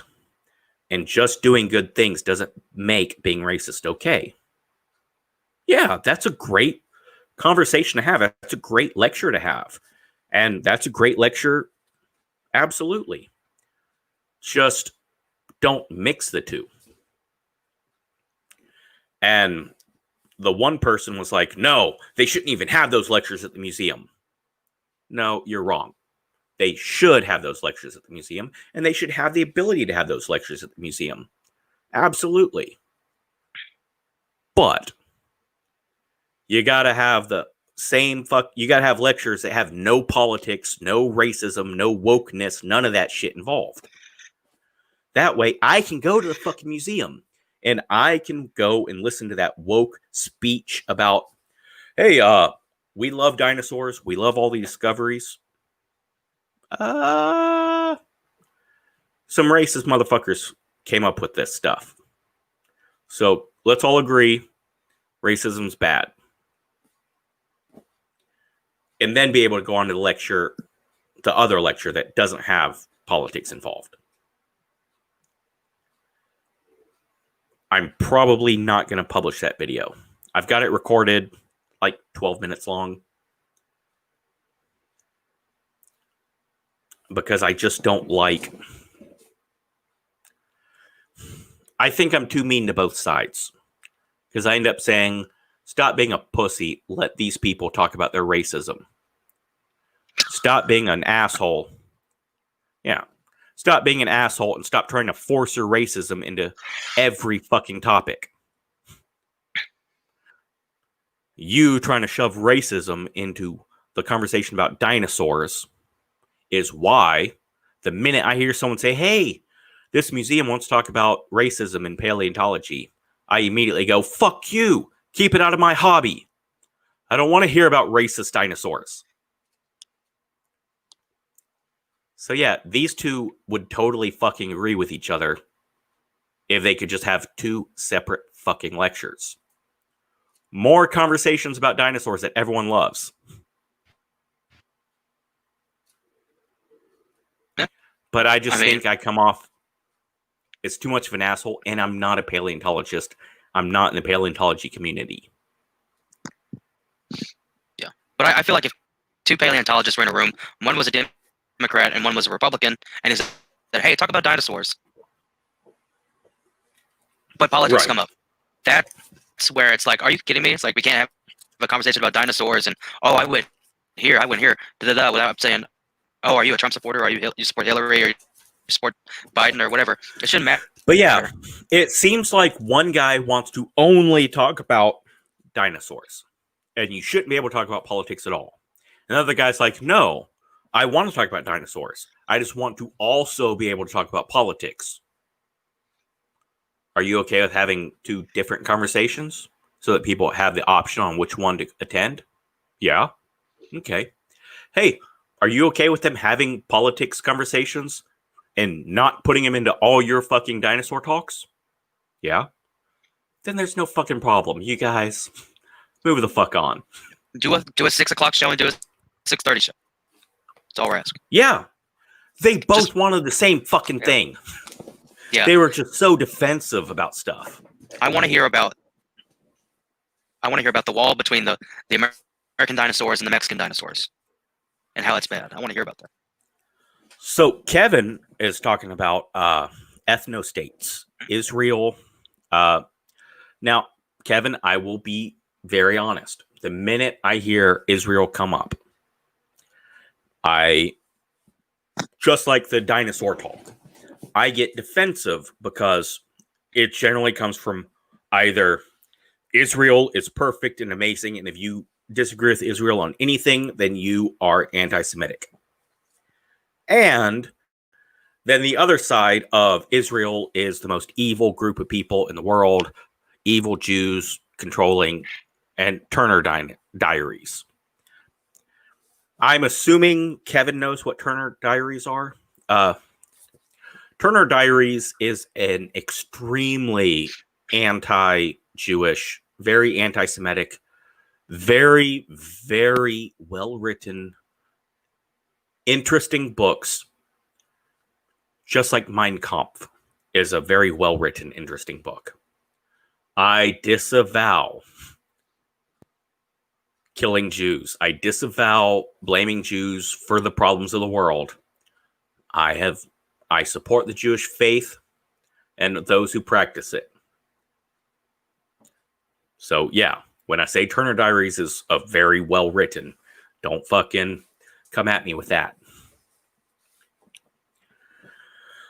So, yes, anytime Israel comes up, I get defensive, and that's not fair, and I'm trying to get better about that.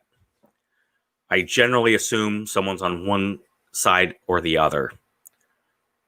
And that type of thinking is why the middle group gets pushed aside and we just let the two extremes talk.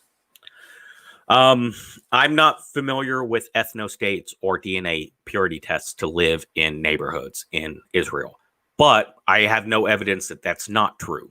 So I honestly don't know anything about that. It could be true. It could be fake. And I'm sure there's propaganda from both sides.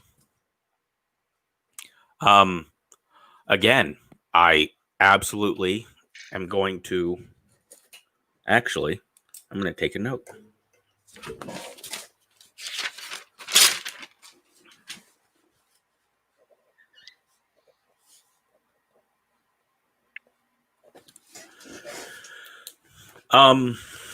I have two other videos that I really want to do. I just haven't decided which one. Trepanation is the act of drilling a hole in someone's skull to let out the evil spirits. That sounds like some witchcraft shit right there. Yes. And this shit was being practiced in the 60s and 70s in Europe. Yeah, I mean, it's very interesting. But it also doesn't... It seems like a big sidestep from the shit I've been doing the last 6 months on my channel. Yeah. You know what you should do? I don't care. What's that? You know how you did your PSA thing for the you know... Yeah. Gay awareness. You should do in June. I know June's already passed, but for June, you should try to find some videos to talk about because it's Pride Month, and do some like because you seem to really like dig history and go real deep into certain topics. So I think what you should do like in June is to talk about things to do with like the LGBT community and stuff like that because you seem to like really really support them. So I feel like it would be interesting to see your take on some videos or certain topics or people, stuff like that. It's just see, I don't have to. It doesn't have to be June. I really don't. Well, that's when Pride Month is. I don't care about Pride Month. I know. I don't care about Black History Month. I don't care about Native History Month. Yeah. Even though we had a Native History Month. We do in New Mexico. Oh, well, I'm not in New Mexico. I'm in America. So. Maybe country nationwide. I don't know. Well, I live by Oklahoma, so when we we hear about festivals and stuff like that, but it's not like, oh, it's Right. Apache Day, and it's not a big. Oklahoma has a lot of Native Americans, just like New Mexico. The difference is New Mexico doesn't have any laws. Like, New Mexico really is, I don't give a shit. They decriminalized heroin when Kerry Johnson was governor. It was just like, look, I don't fucking care. Do what you want. Don't break into someone's house. What you do in your house, I don't give a shit. So They did a good job inventing aspirin, but scientists are mostly wrong. aspirin's just tree bark. You can't really invent tree bark. But yeah, I get you. I'm not a big fan of they. Because man, I got a Jewish ex-wife, and I don't want to include her with Einstein, because Einstein did a lot of good things, and my Jewish ex-wife, Did a lot of bad things. she's lovely, because one of her daughters that I share with her, one of my daughters who has her as a mother, the reason why I don't want to include her with Einstein is because she's so awesome and amazing. She's the greatest mom ever. I have nothing negative to say about her, ever. That's for the after hours chat. We are great friends. Terrible couple. Great friends, though. Yeah. You wouldn't go out with her? What's that? Wouldn't go back out with her? No. I took her husband out for his birthday, and man, she had to work. Yeah. The sex was really odd. I'm sorry. Damn it! Damn it! You killed my punchline. What, is that what you're gonna say? I was gonna say we had a great time. He has much better taste in music, but he's not as good at. Yeah. See, yeah. I hadn't worked it all out, but I was building towards it. That's funny. Joe, I'll convert you. Yeah. That's funny. I'm sorry. We get along so well. Seriously, we get along so well that we have introduced when I call him the kid's other dad, and he does as well. So when a daughter goes, this is my mom, blah, this is my dad, blah, this is my dad, blah, we would start holding hands, and the boyfriend would be like, oh, that's awesome. Cool. Nice to meet you, sirs. And they would think that she had two gay dads. That's funny. Yeah. We love it. No, you should have done. You should, as you walked in the door or whatever, you should walk in the door like this, and you're like leaning on his arm as you walked in with your friend or whatever. It's been funny. Oh, man.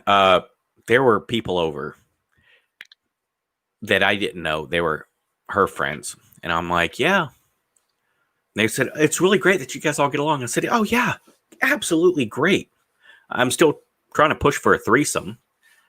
And everyone gets real quiet. I'm like, but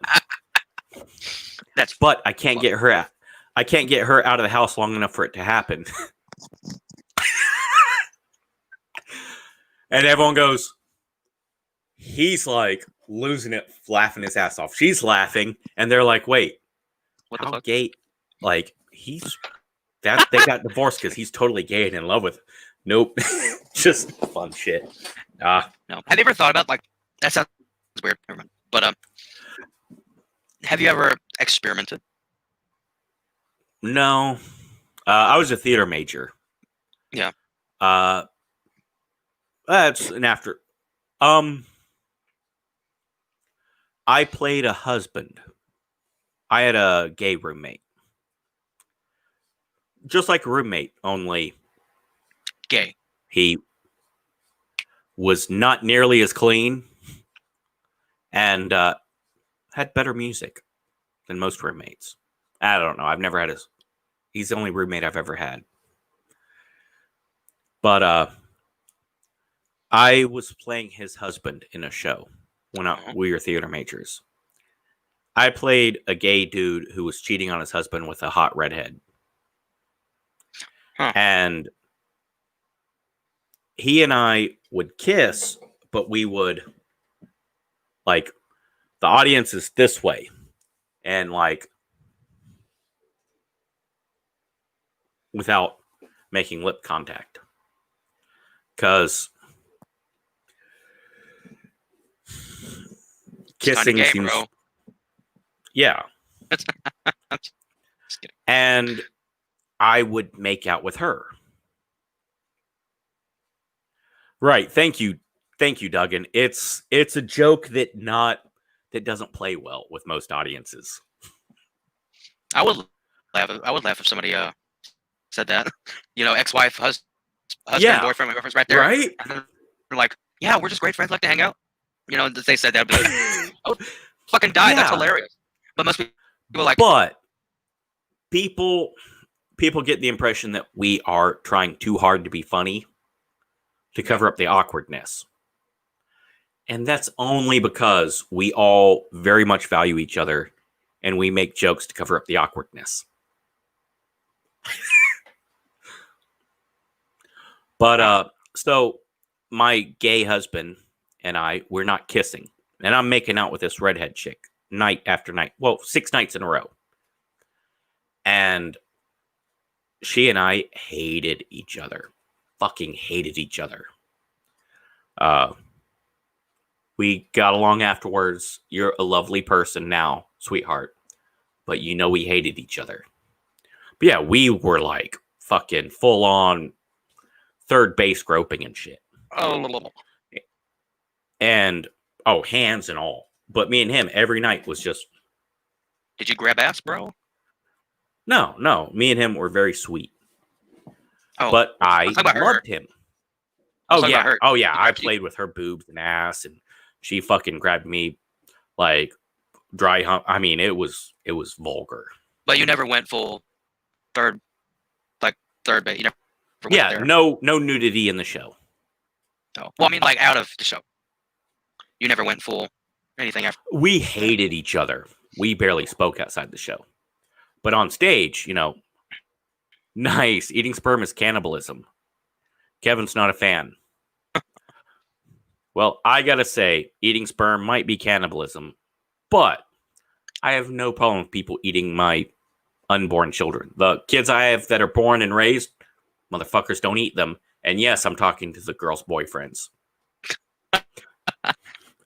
The teenage girls.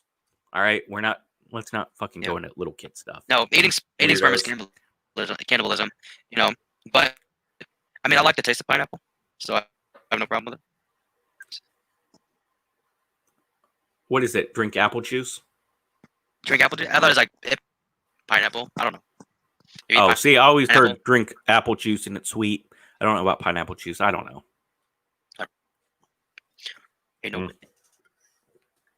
But punchline lands either way.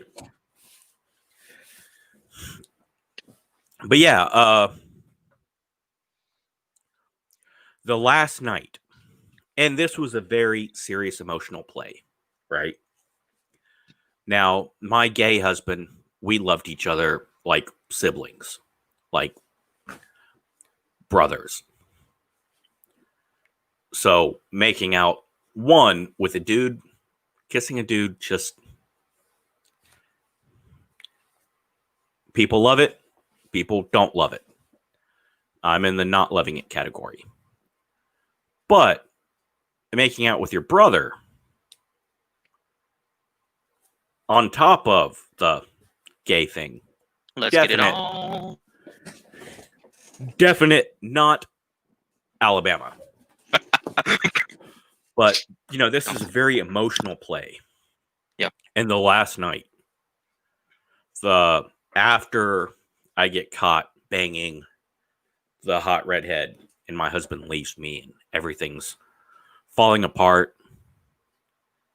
And, I'm begging my husband to not leave me, to forgive me. And it calls for me to try to kiss him, and he fucking pushes me away and tells me to fuck off, right? I go to kiss him, and he goes to push me away, and I just grab him and pull him in and actually fucking kiss him.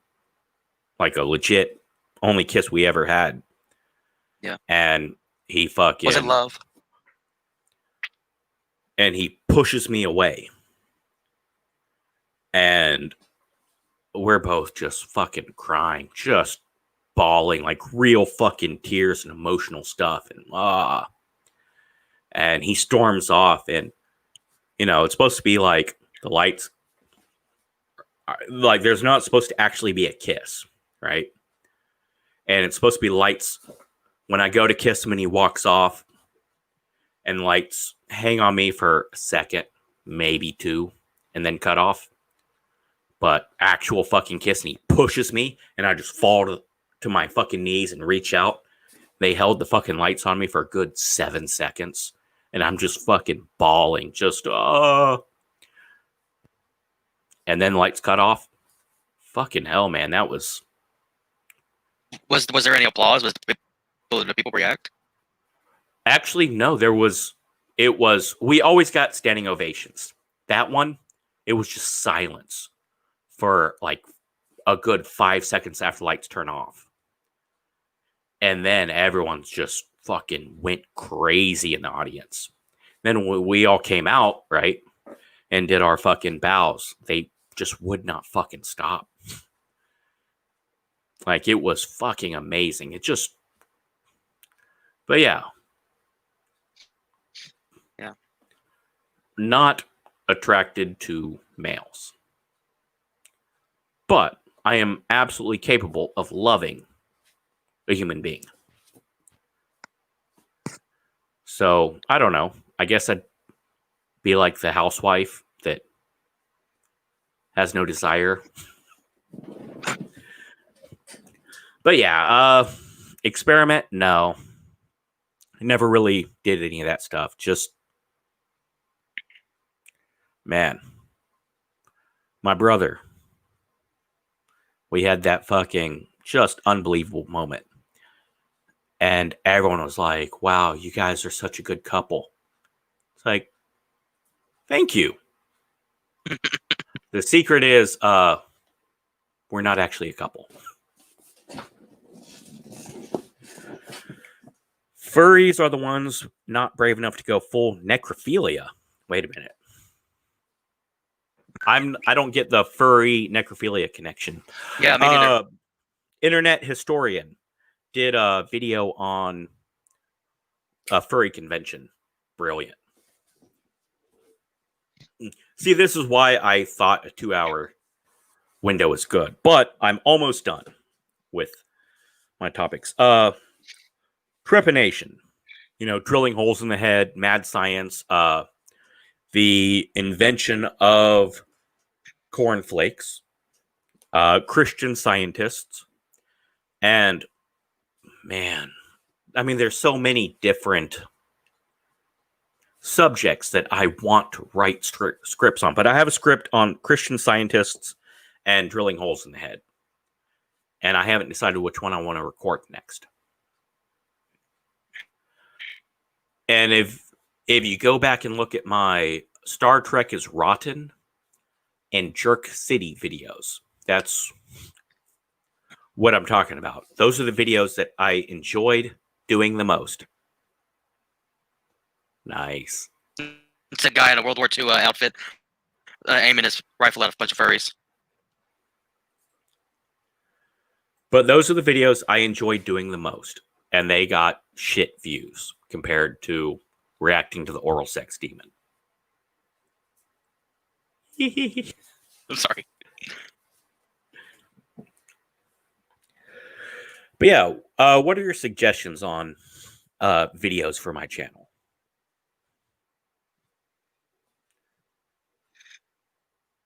For me or him?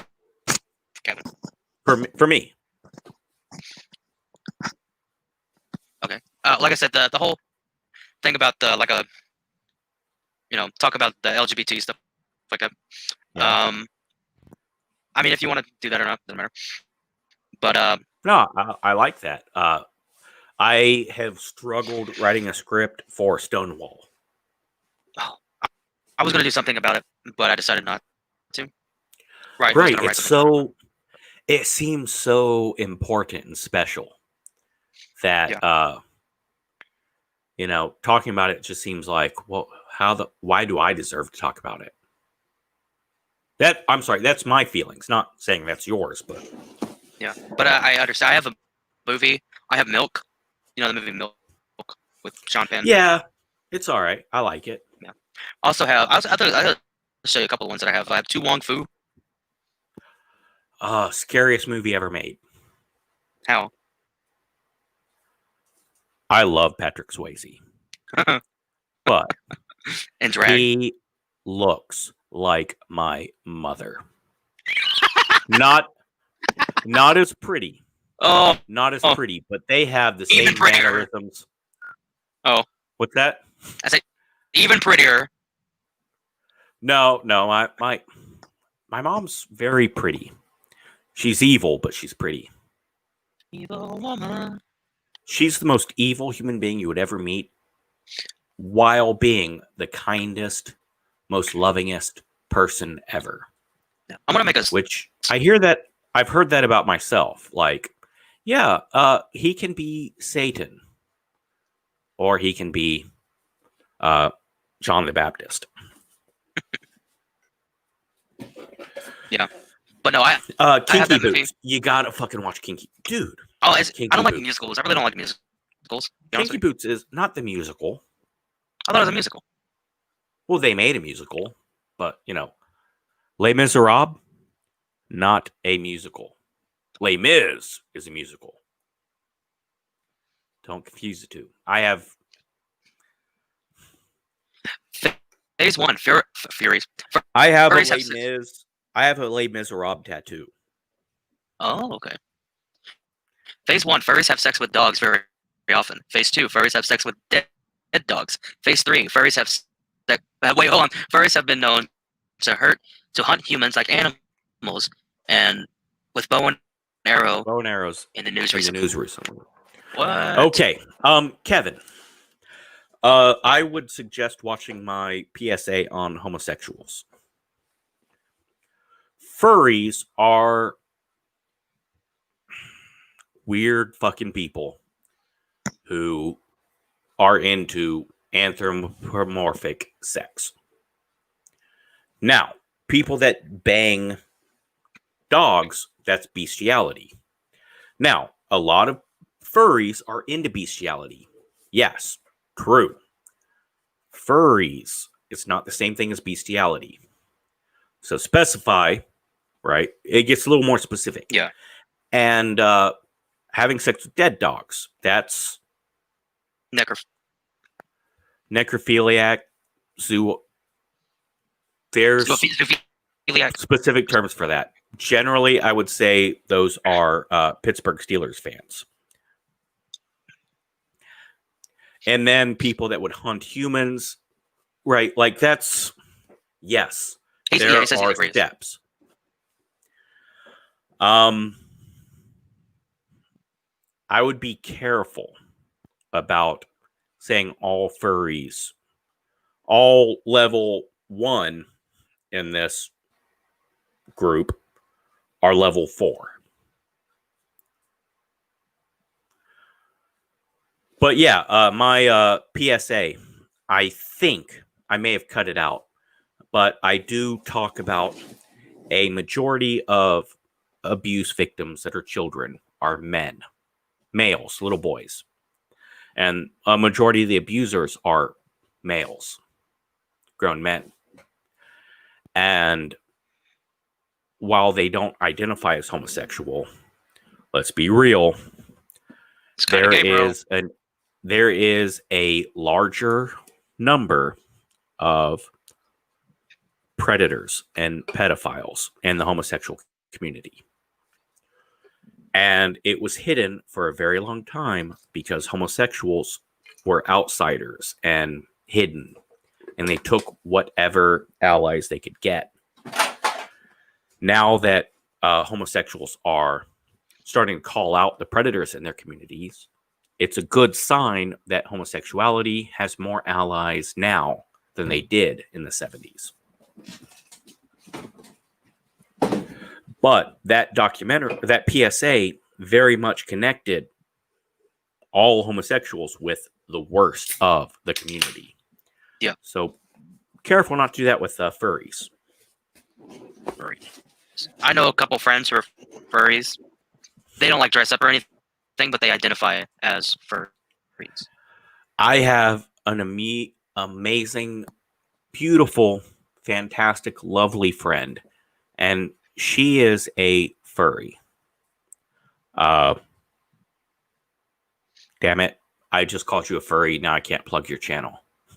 For anybody who's watching this who just tuned in, we're talking about furries. Go ahead. Yeah.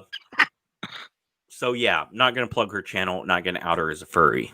But she definitely is a very moral person. Kinky, but moral. Absolutely, that's your opinion. And yes, there is some truth to that. But tendency versus absolution. It's not absolute, but there might be a higher tendency. I think you're past the 2-hour mark there, bud. Yeah, which is why it's good that we're getting towards the end. So suggestions. You think the history topics, interesting history topics? I did a video in on a previous channel. Can't name it. Fuck you, YouTube. I did the PSA. I did a type of PSA on homosexuals. And I did so wearing a MAGA hat while attacking how vicious people are towards the gay community and defending the gay community adamantly, very passionately. And I got reported by two groups of people. The Democrats for wearing a MAGA hat and the alt-right, far-right for defending homosexuals. While I was trying to say, hey, here's something real. Here's some fucking common sense. And all the people on the fucking stupid side and the stupid side can all fucking blow me. My channel was deleted. 16,000 subs. Damn. Which is why the channel's name is Doc's Channel.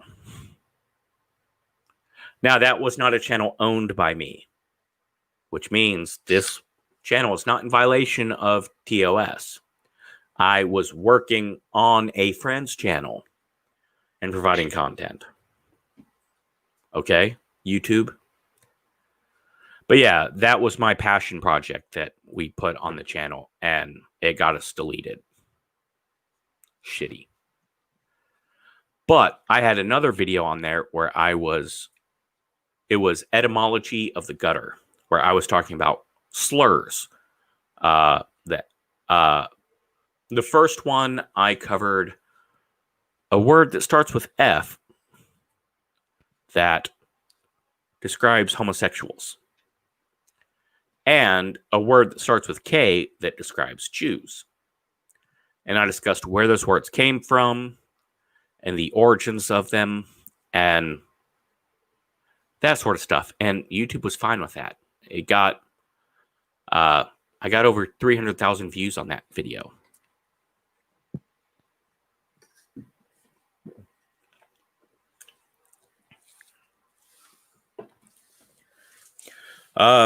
Any other suggestions for the live stream? For this one, just for my weekly future scheduled live stream. You said you were going to do it Wednesday. I guess something came up. Right. Yeah. I did the testing on Monday and Tuesday. Yeah. Which is why my planned thing didn't go through. you can't just do one the next day to have content. Yeah. Are you so you want to try to do Thursdays, or do you want to still stick with Wednesday and I don't then know. just use the front yard? I'm not pigeonholed. I don't have a specific day yet. I'm still open to ideas. I think Yeah. Friday is when everyone else does them. And I don't want people to have to choose between being on my live stream and being on someone else's. Yeah. Do you have Instagram I do. or just have Twitter? Okay, hold on. I have Instagram. I Hold up. have not publicly shared it as a thing because I didn't get around to fucking making one for.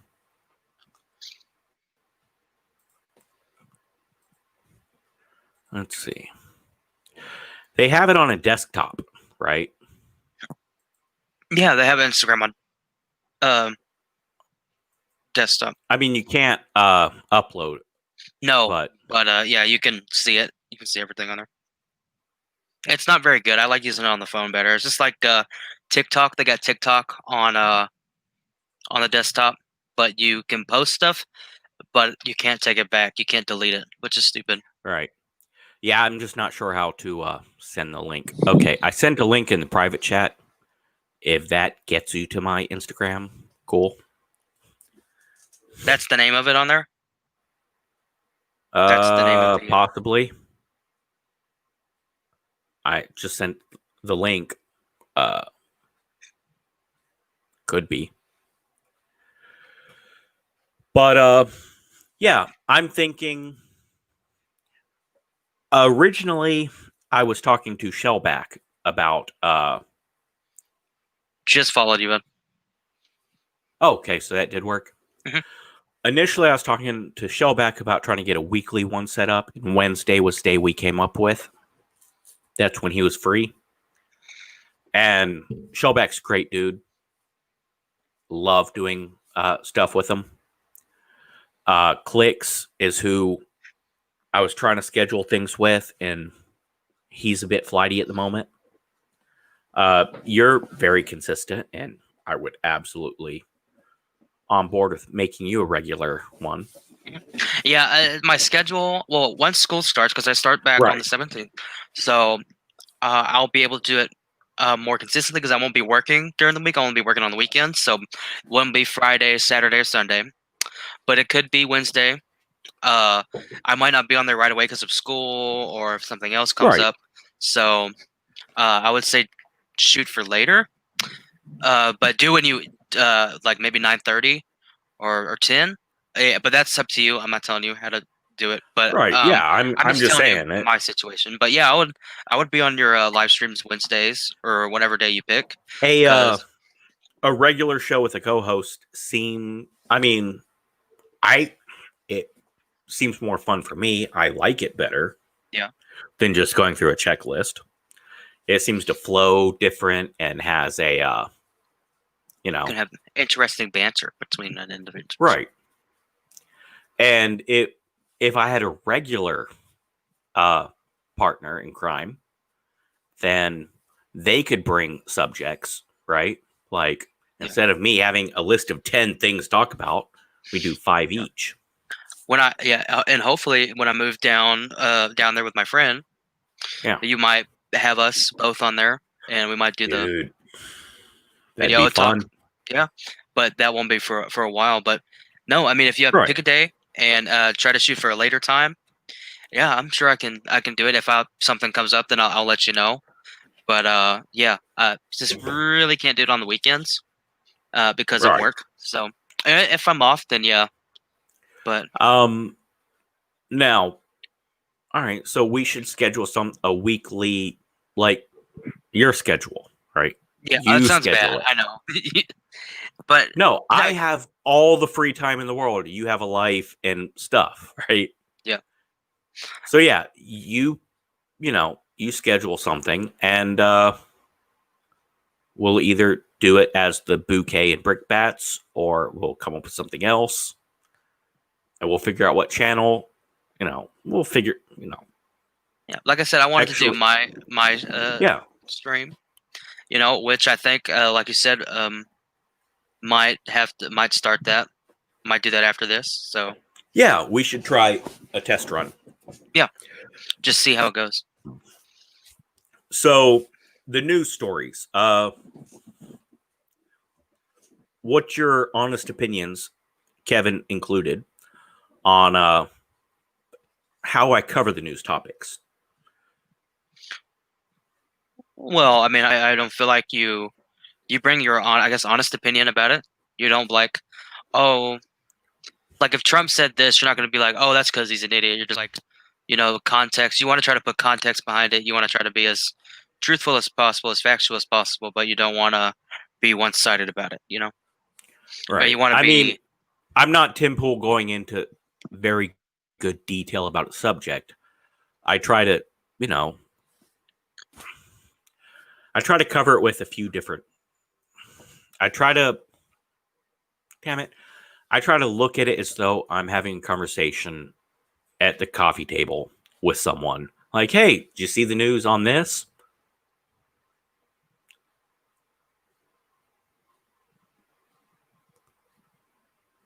Canadian health officer announced that a lockdown for 4 more years is probably happening. So America is staying locked until Trump is out of office, is my guess. Is that a topic? Yeah.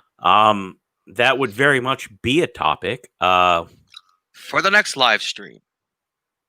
I think that would be, I mean, Kevin, man, you and me got to do a drunken debate kind of thing where we just openly fucking talk. And dude, you don't have to fucking share your face, just your voice or whatever works best for you, brother.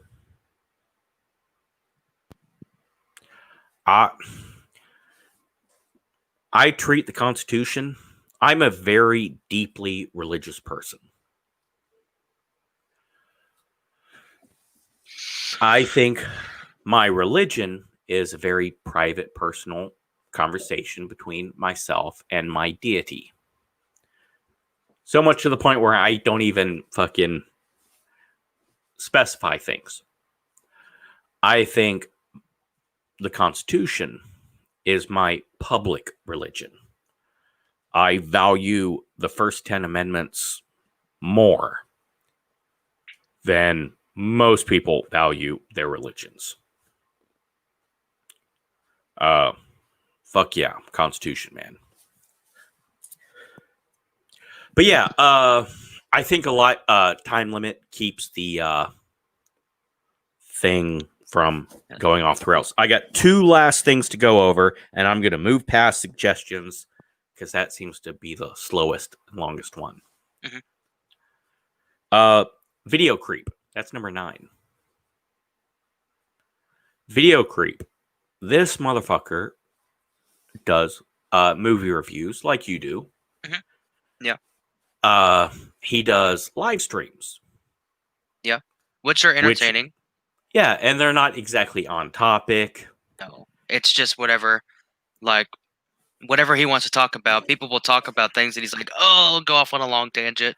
And he'll drink and stuff like that, yeah. Thank it's you, fun. Kevin. Yeah, I saw, and unbeknownst to me, like I've been a follower of your channel and commented on your stuff repeatedly, and we've done several live streams together. Yeah. I go to watch my buddy Video Creep, and he's giving you a shout out. How awesome was that? It was right? Good. Like, man, definitely, absolutely fucking made me very happy to know that 2 channels I follow each other. Fuck yeah. Yeah, I don't know if he follows me, but I feel like he's seen a couple of my videos. So I don't know if he follows me or not. Yeah, I don't know if he subbed to you, but yeah, if he's seen a couple of your videos, he follows you. Yeah. But I just wanted to follow or do his Patreon. try to, get my name out there, but also help him because I understand he's trying to, Yeah. do this too, and it's very, He's a to get. really good dude. I would like to meet him in real life. We always talk about, always comment in the live streams. I say about doing like if I ever come to California, if I ever do a movie or something like that, Yeah. or something, I would have I've him involved. I have never met him IRL. We've had offline non-public chats. Dude is very awesome. Yeah, Great dude. I we talked a little bit on and we talked a little bit on Instagram, talking about channel and what I should do, how to help because you've seen my videos; they're not the greatest in the world. Like I just did the one about You the have really tattoos. good videos. I liked it a lot. And production value. Sucks.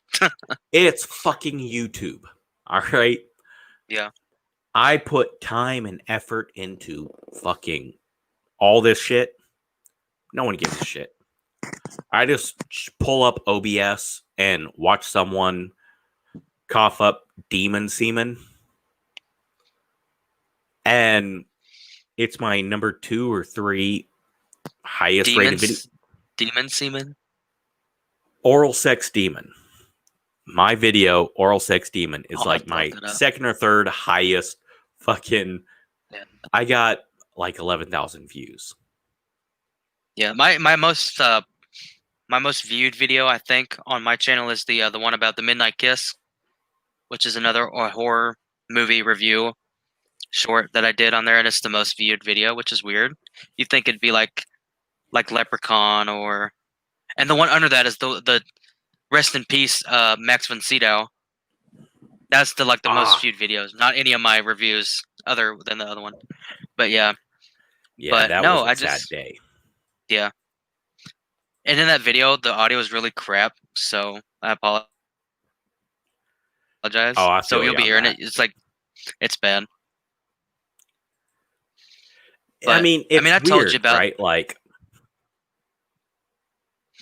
it. go ahead. It is weird. No, say yeah, I told you about why I wear the glasses in my videos. Is because you see how I am in the live streams. I'll look over here and stuff like that. So I feel like if wearing these, you don't know. You see, I can see the screen, but you don't know where I'm looking at. So I feel like if I just keep my head right here, Right. you won't be able to see my eyes. And so that's why I wear the glasses in my videos because it's distracting to me, and I'm sure it's distracting for people too. So It's probably not distracting to people. People are fucking weird. I don't do it so much now. Awesome. I'm very excited about Kevin live streaming. Now, this is something that I did because I finally broke myself from it. I wear glasses all the time. Mhm. My vision is I have 20/20 in one eye and 25/20 in the other eye. So I don't need glasses in order to see. Right. I need glasses in order to read. It keeps But your eyes focused. I hate this fucking glare. Yeah, and that's what I hate So too. That's why I dim the lights on some of my videos, but sometimes I just don't think about it. I always wear glasses. So I have the habit of doing this, right? Mhm. And I love Sinatra Says. Nice. So for a bit, you'll see it in videos. Oh no. Oh Oh no. no! Yeah. I Oh fucking no! got a pair of reading glasses with no lenses because I would constantly do this anyways. And that way, like, see, I can read. Sinatra Says did a great creepy pasta the other day. But That's a good movie. I should review that too, Cabin in the Woods. But I feel like that's been done to death, though. ah, Yeah, I'm trying to think of movies that not a whole lot of people have reviewed. Like I want to do eventually. I want to do Lords of Salem. oh, thank you. Thank you. Dude, thank you. So, what is Video Creep's number one video? Video creep. I don't know what his number one Terrifier. video. Well, it's what I'm sharing on the screen. Terrifier 2, Chucky TV show. Now, Chucky TV show is the number 2 video with 794. Wow. Number 1 has 3,000 views. Everybody was really excited about the Terrifier thing. Yeah, but his Taylor breakdown only 660, right? Yeah. Now, his Joe's Apartment review, I think, is better than any of the ones before that. It was very, very fucking good. Yeah. He does his worst reviews are the ones he did on the Firefly trilogy. Was the one I did. Hello. Are you still there? Yeah, his Firefly reviews were the because they were newer or whatever, and or they were older, and they only have like 88 views. Like his House of a Thousand Right. Corpses review has like only 88 views. So mine don't But I even mean, break 100. So his best fucking videos are too narrow for my head. I've heard that. It might be because I've gotten really fat.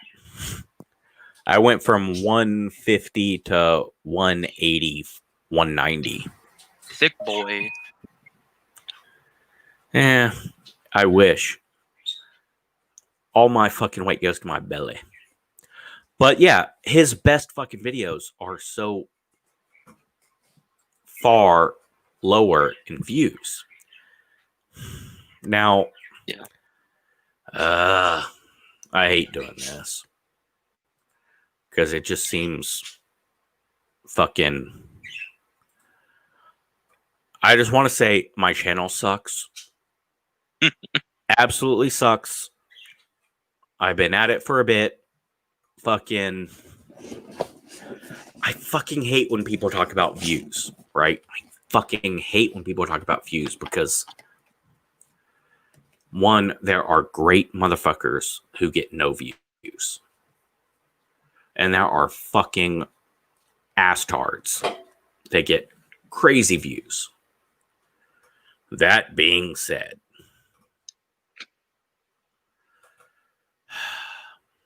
sharing my most popular views, right? Now, a very personal video. Yes, 12,000 views of me being way too drunk and being way too open. Oh man. Sharing.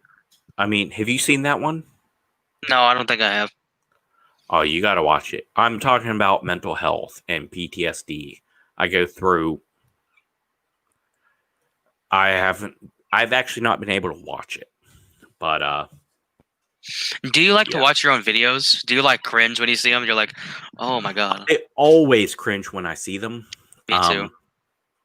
I just hope people like them. I just hope people don't find me annoying. That's the bad thing. Like I hate doing the live streams. I'm fine with people thinking I'm annoying. What I don't like is I don't want to come off as I don't know. Santa Claus head ass. You should dye your beard white in November or December. Like you should like dye it white. I dye my beard. I try to dye it so that it's even. Yep. Because I have half is white and half is salt and pepper. Black. My natural hair color is black.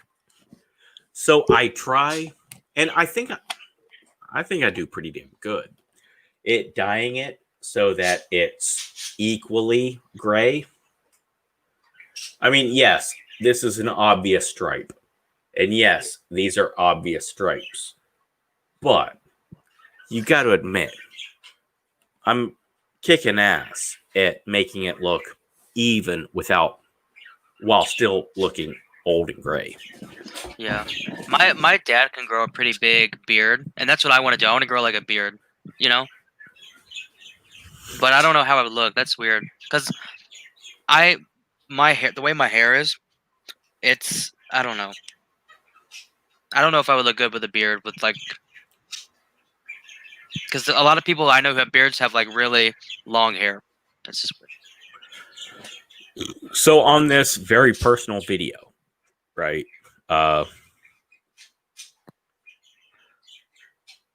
Apparently I decided to look the fattest I possibly could. Because my fucking shoulder is...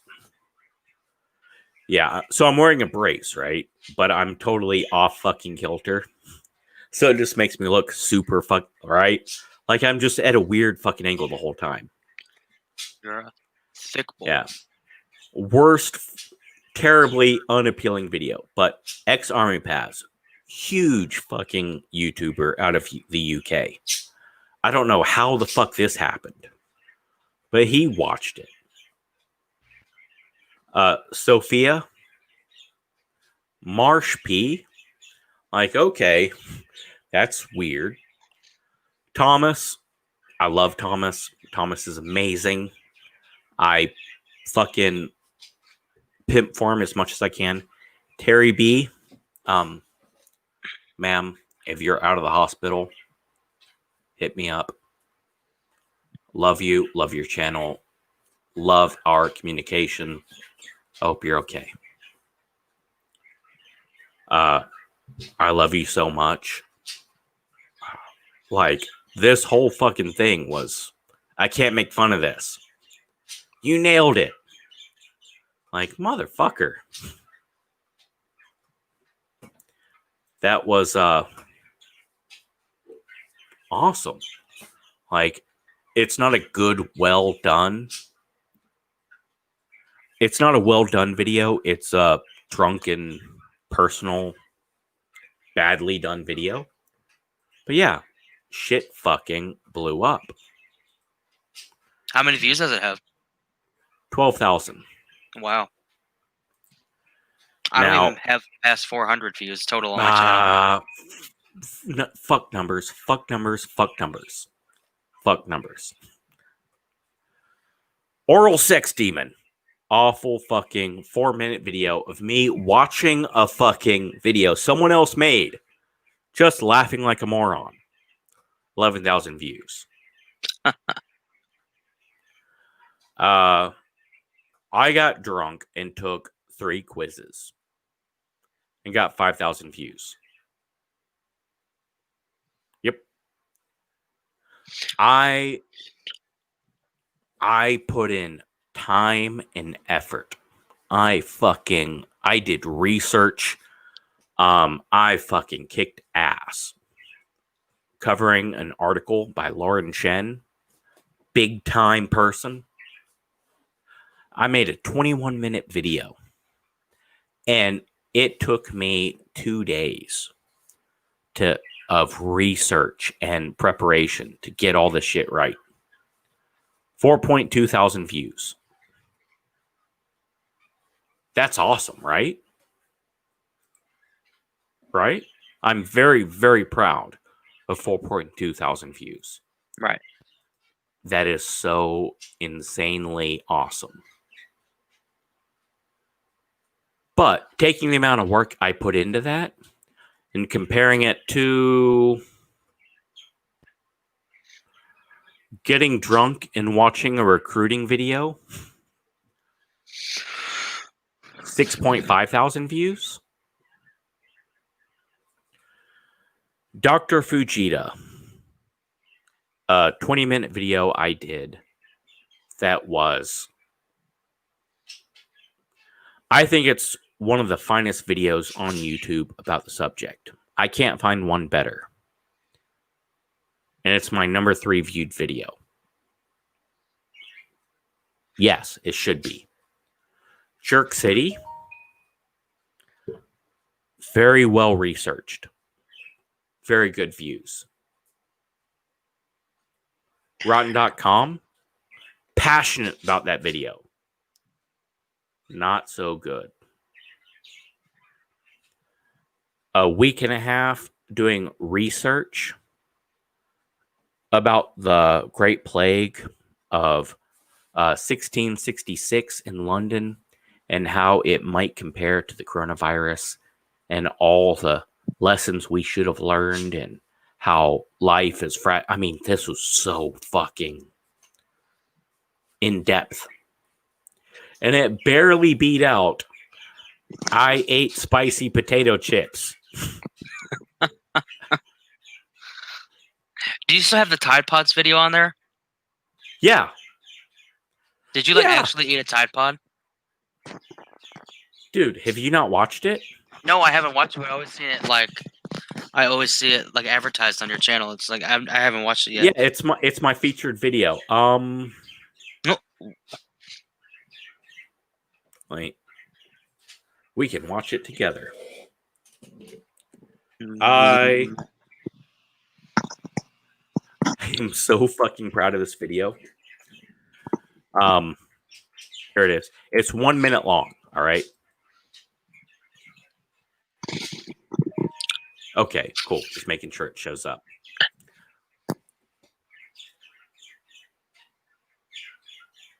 Are you ready for it, brother? Sure.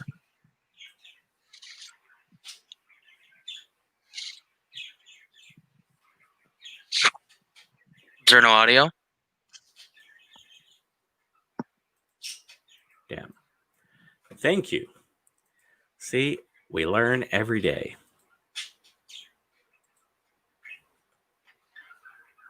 Share audio, Opera tab, Tide Pod challenge. I like Tide. Is it up now? Oh, yeah. All right, show it on the screen. Now, all right, yeah. If there's no audio, tell me. Okay. All right, we are going to do the Tide Pod challenge here. So this is Ultra 4-in-1 Oxy. Sure. Now, these previous ones, apparently it was like a big thing. So I may be doing it wrong. Okay. This is a Tide Pod, right? No shit. Sorry.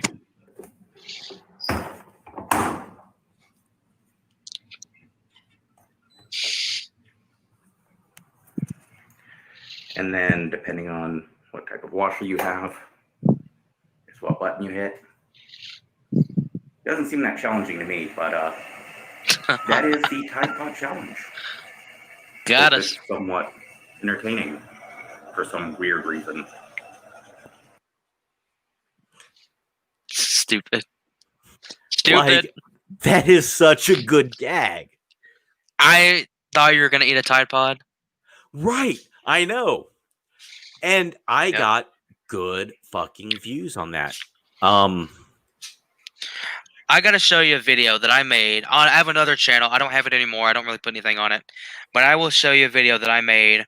I used to do I had a Vine account when Vine 2 came out. How many views do you think I got on that fucking Tide Pod thing? Over 1,000. That's what I said on the thing. Sorry, I wasn't asking the actual number. Oh. But, I mean, how many views do you think I would have gotten on that? It's a short video. It's... Right? Right. I don't know how many views you would have gotten on it. I would think if I wasn't... My guess would be between 1,000 to 3,000. Until I look at 11,000 motherfuckers watch me laugh at a fucking video. Then I'll think, well, shit, that video's great. It should be 14,000. Sorry. I don't know if you... This is why we don't fucking focus on views. Yeah. See, this is the video I made a year ago. I don't know if you can hear it.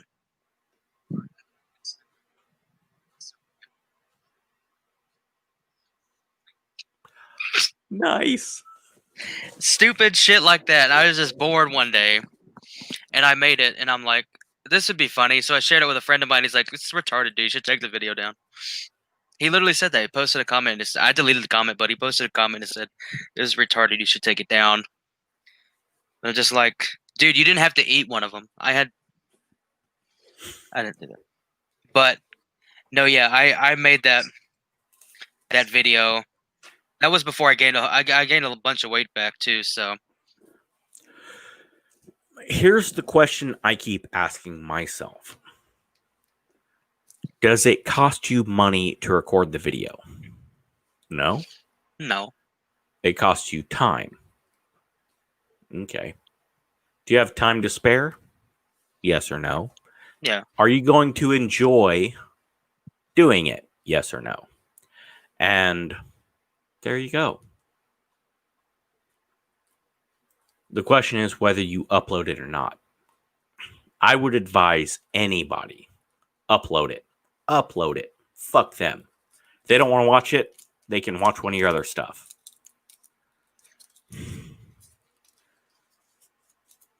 Maybe I should take my own advice, or maybe I'm giving bad advice. I don't know.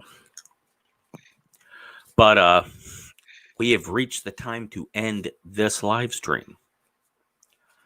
I very, very much encourage you to do a live stream.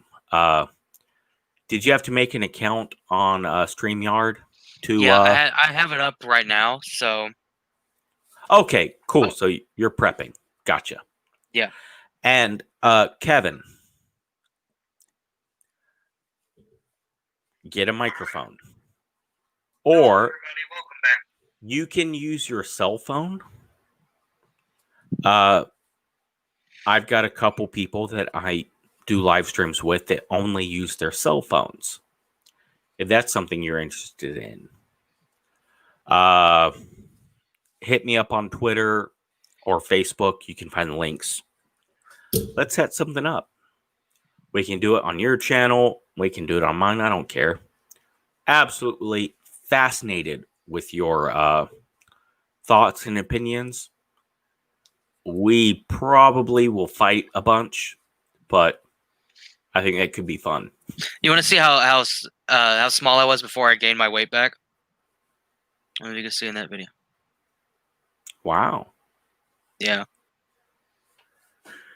That was 2018. So you love some video creep, right? Yeah, I like my video creep. Yeah.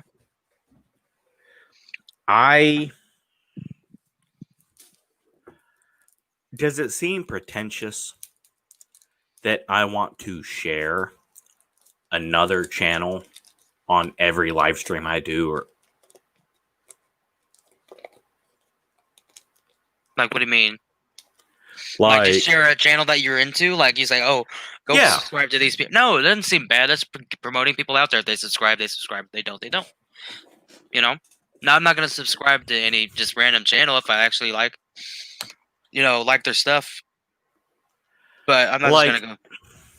I don't know. It just makes me and I am such an asshole. And I'm a bigger asshole to myself than anyone else.